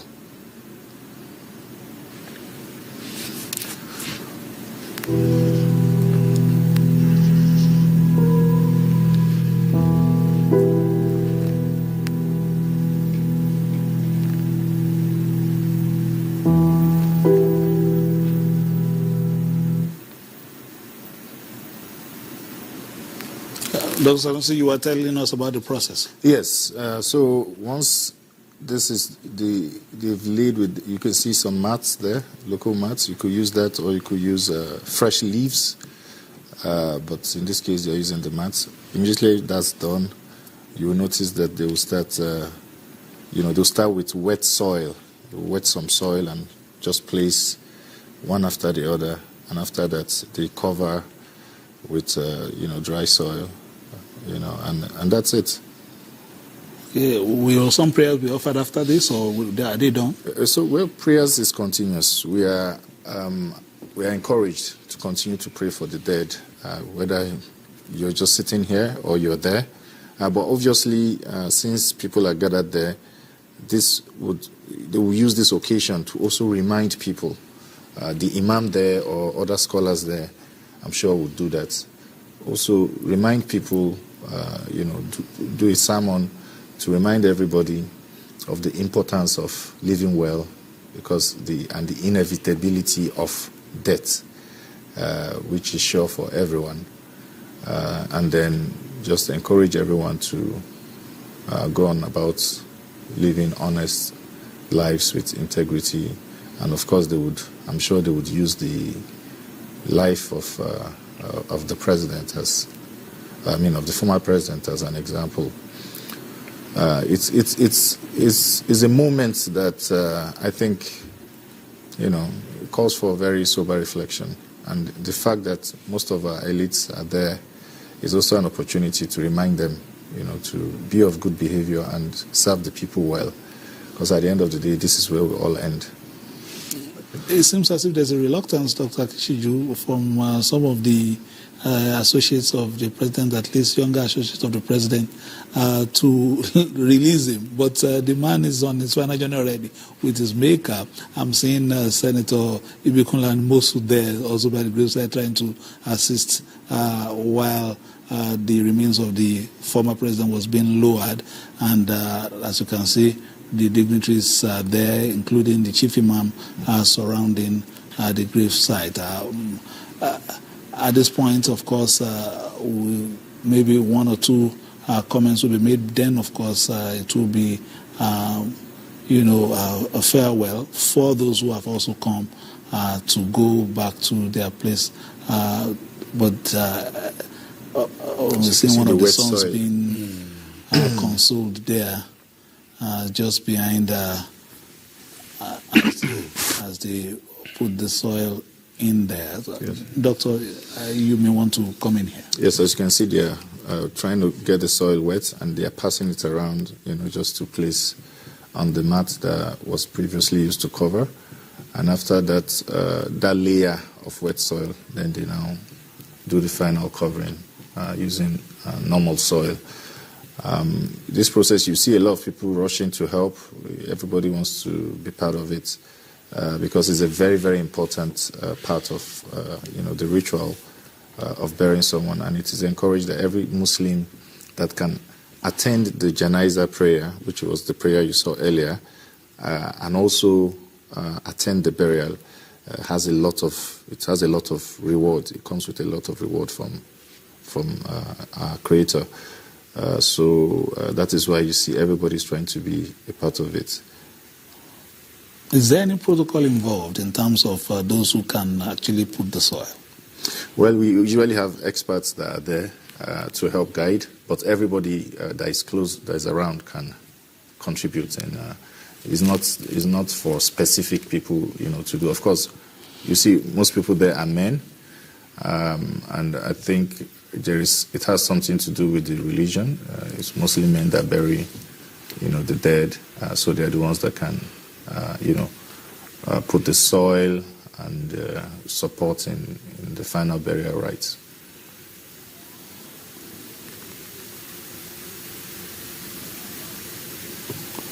We were looking at live shots of the final moments, of course, as the former president, Muhammadu Buhari, GCFR, is being laid to rest in his compound in Daura. The process is being aided by his associates, his family, senior family members. Our Vice President Kashim Shettima is right there, and the governor of Katsina State is also there. We can see the former governor, the current governor of Borno State, Professor Umar Babagana Zulum, also there, being part of the process. As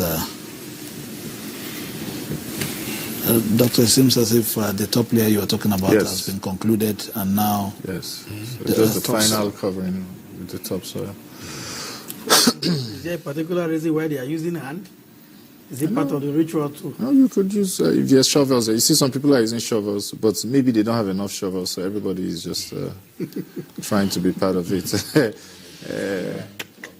Everyone wants to be part of it because it's very important, and you get a lot of reward for doing this.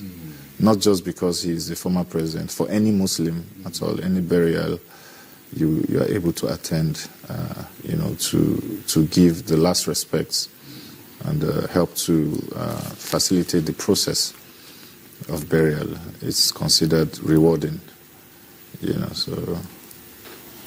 And as you can see, the military men are actually, they've cordoned off the place, so you can imagine how many people would have wanted to. Of course, we don't want a situation of stampede, so it's important to just cordon off and allow a few people to. In this case, those doing this do not need to be family members. No. At all. We're considered as Muslim brothers. So you don't know where the situation of your death and what's going to surround it. But whoever it is, these are the rituals, and, this is what we need to do.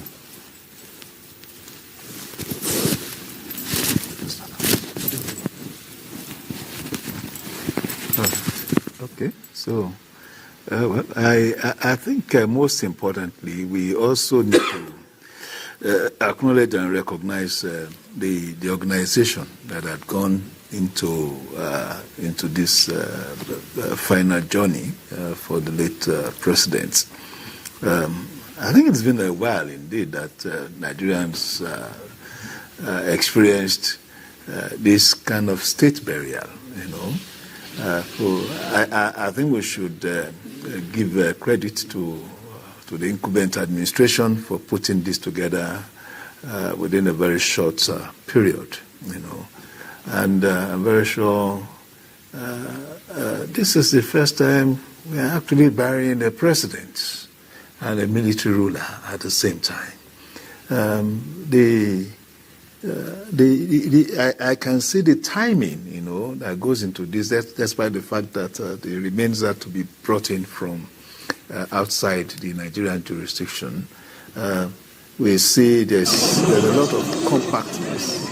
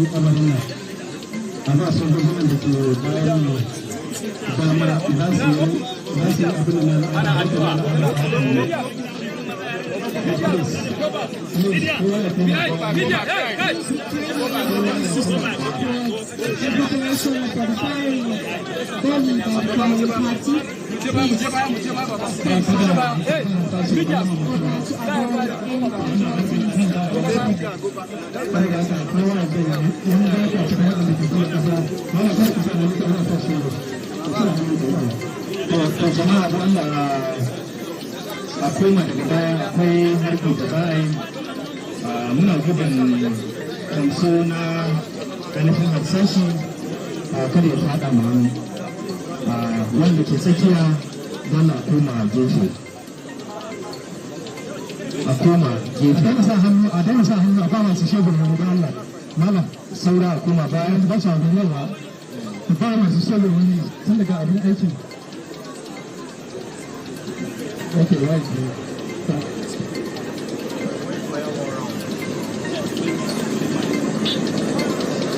We are about to witness the firing of the rally for the parent party. The very party commander is taking charge. After the firing of the bowling, we shall also witness the reverend.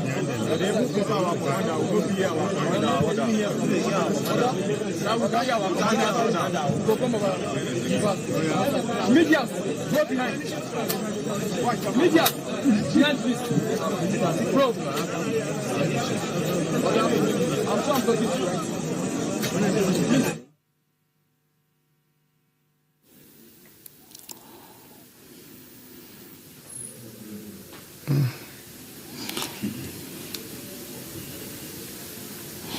All right, welcome back to the studio.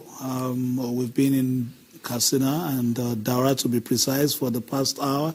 And before then, we were at the Katsina International Airport where the family members and dignitaries received the remains of late President Muhammadu Buhari.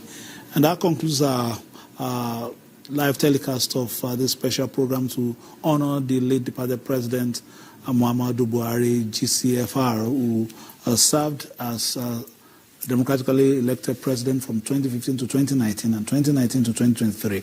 Before then, he was the military head of state, supervising the affairs of the nation from December 31, 1983 to August 1985. Before I go, just a quick word from all my panelists. This has happened. He's come, he's sane, he's to a reasonable extent conquered. Dr. Nia Kinshiju. I think he conquered. No reasonable extent, yeah. He conquered, and that is why we are gathered here in his honor, in his memory. Well, he's left us on the journey.